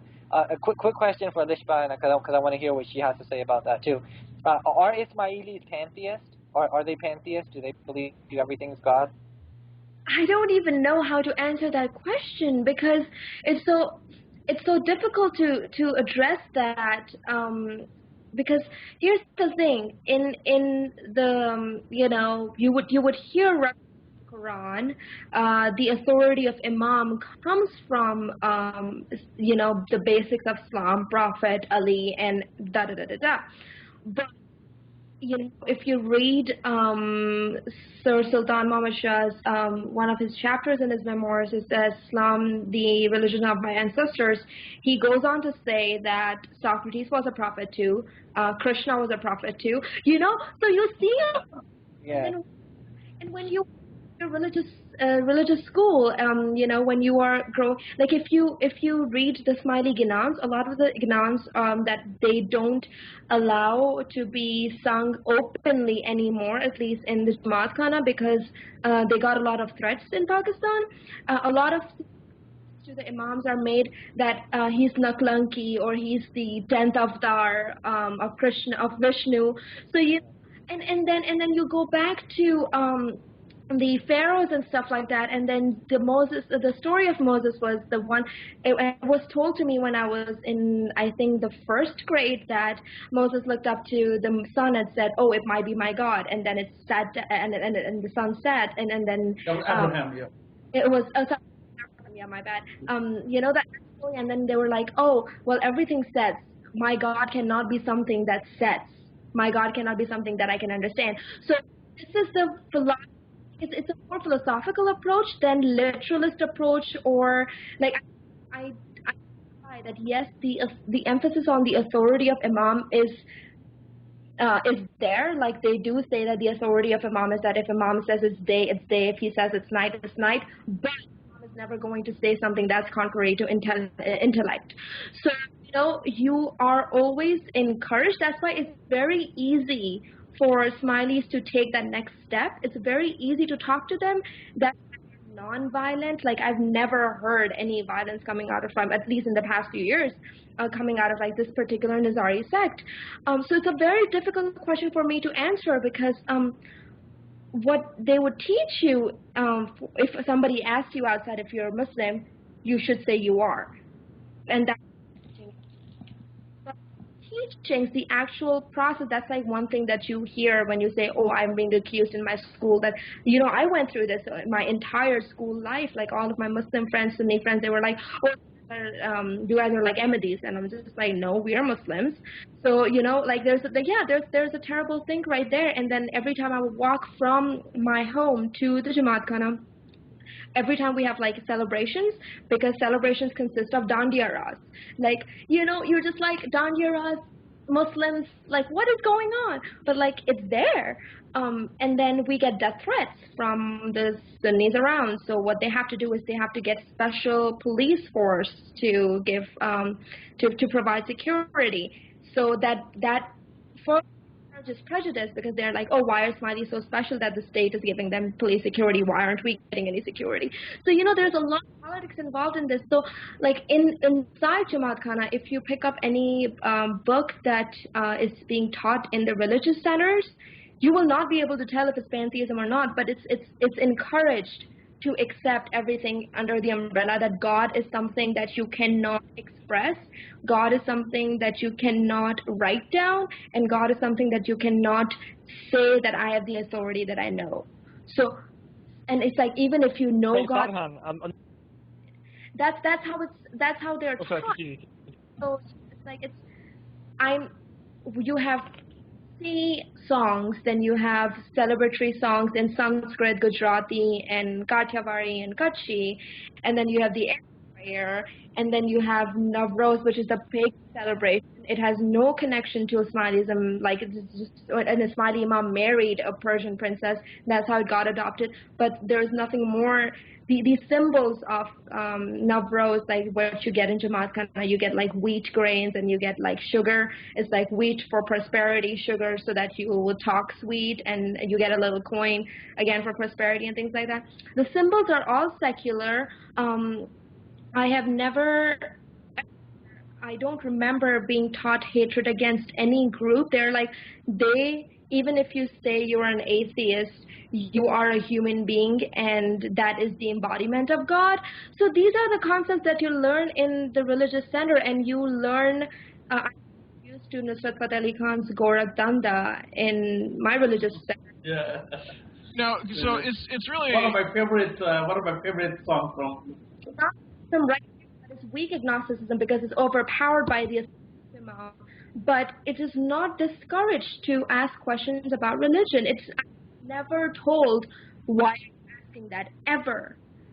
So, you know, but there are people like my grandma. She would freak out if she would find out that, you know, my mom and dad know, but my grandma cannot, because she's very attached to. I can't help it.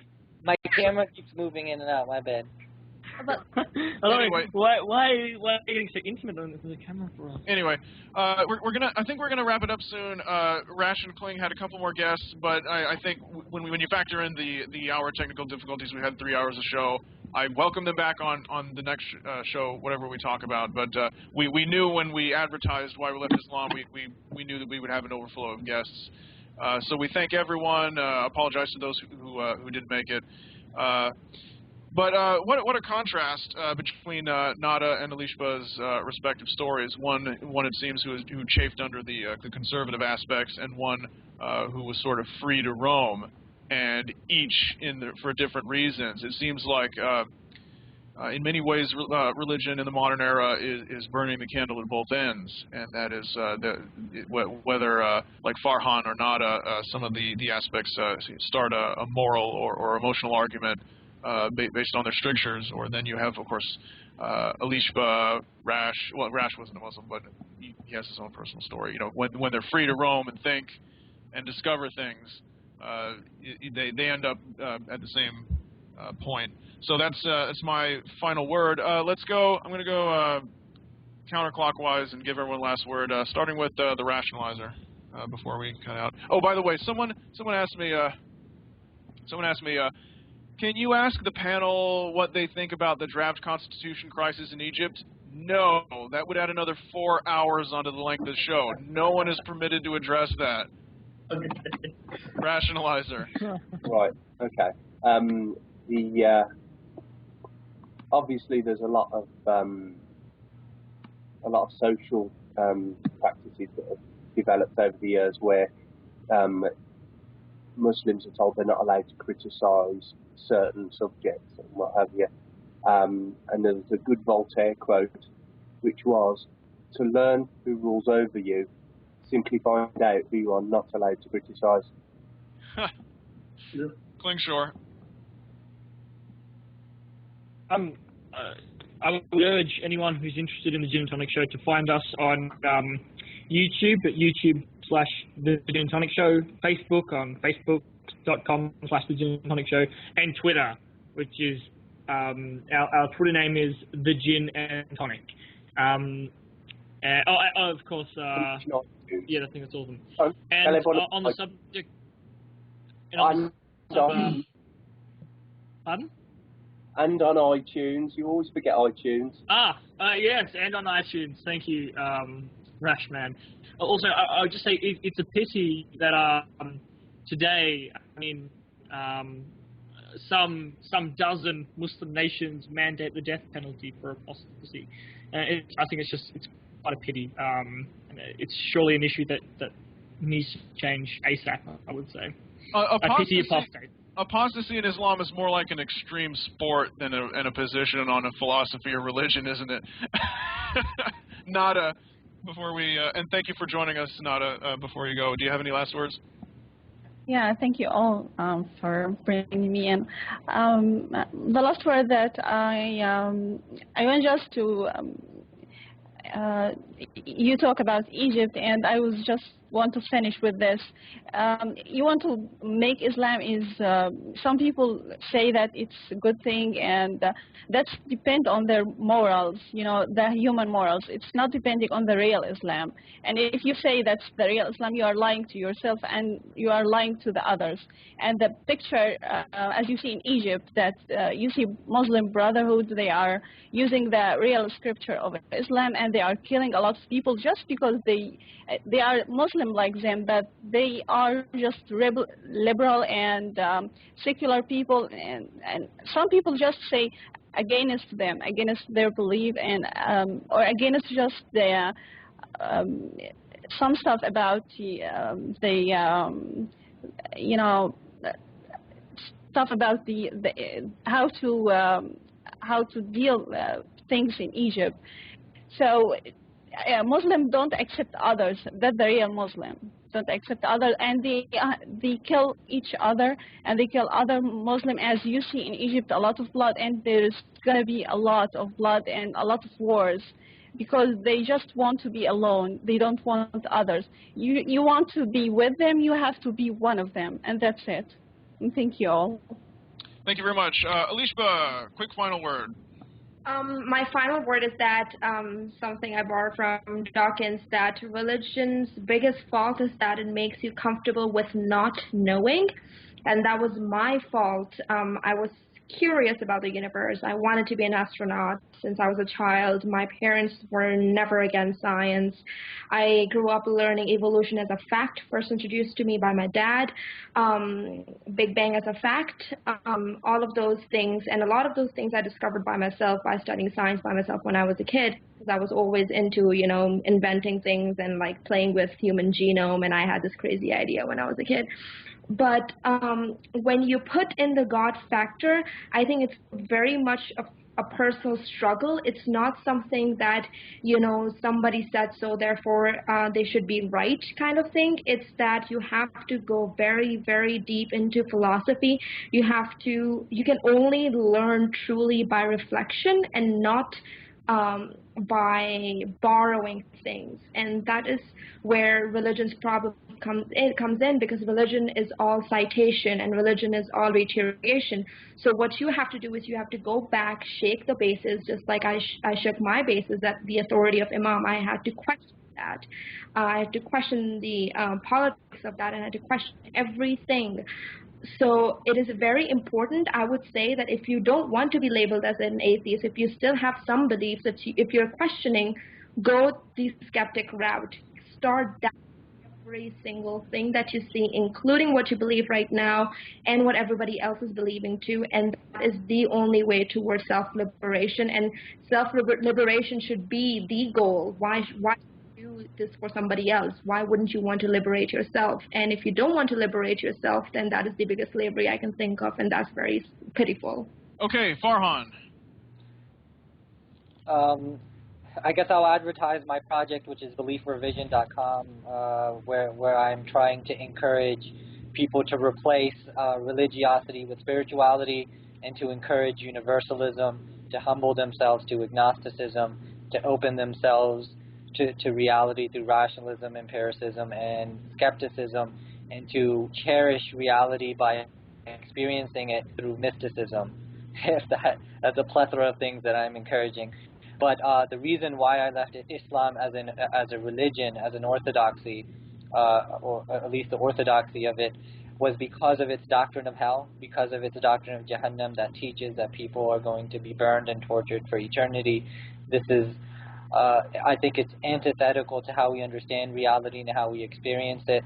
And this is the reality that opened me up to the fact that Abrahamic religions got it wrong.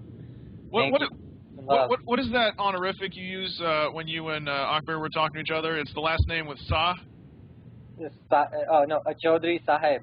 That's an Urdu word which means it's a way to respect an elder. Sahib. Thank you. Yeah? Thank you. Okay, well, Chaudhry Sahib, I don't know why you agreed to come on today. You knew what was going to happen. You knew that it was going to be just a firing squad all the way to Horizon of the usual suspects in the form of us. And then, I don't know why you agreed to do this, but you hung in there. I don't agree with you. I mean, yeah, I don't agree with you on anything, but you have my respect for sticking in and hanging in there. Yeah, even for staying there through all this, the full hour of technical difficulties. We appreciate you coming on here, and as always, I salute the courage it takes to come on when you know that the entire panel is of the opposing opinion. We thank you for your input. So you have the last word of the show. Thank you very much. Thank you very much for having me on. Having a Muslim on is a great thing. My main interest, I mean, I was not here. I was here because I was the only Muslim, but also I was here because I want to know what these young people are thinking. I want to know what is driving their mind, because Islam is in a state of transition right now, politically, socially, culturally, and so on. Islam is not going to go away as some evil dream of the world. It is not going to die away. It's going to be with us for the next millennia. So we have to somehow bring it into the modern age to some degree. Now, done very carefully, because as Alishba said and others said, although the Al-Khani religion and other stuff are very appealing, they don't have that critical mass, or they don't have that what I call the orthodox roots that Catholicism has, or that Sunnism has, that are required, that people need. They need some very, very strong roots for that religion. So it was a very interesting show. Yeah, it got a bit sparky and a bit hot at times, but that's what makes people watch it. And thank you for having me on, and I wish all of you guys best of luck. And it helped me understand all the different reasons why people have issues with Islam, All right. Thank you, everyone. Thank you to our patient audience who had to evacuate to Ustream because we couldn't get Blog TV to work. Thank you in advance to everyone who watches us on YouTube. And we will see you. Find us on social media. Yeah. We'll see you. We'll let you know whether we're doing a Christmas show in inverted commas, because people may be busy then. Our next show would fall on the 29th. We'll see what happens, but we'll try to alert everyone in advance so that people aren't just sitting there if we don't do a show. Thank you, everyone. Salam. Take care.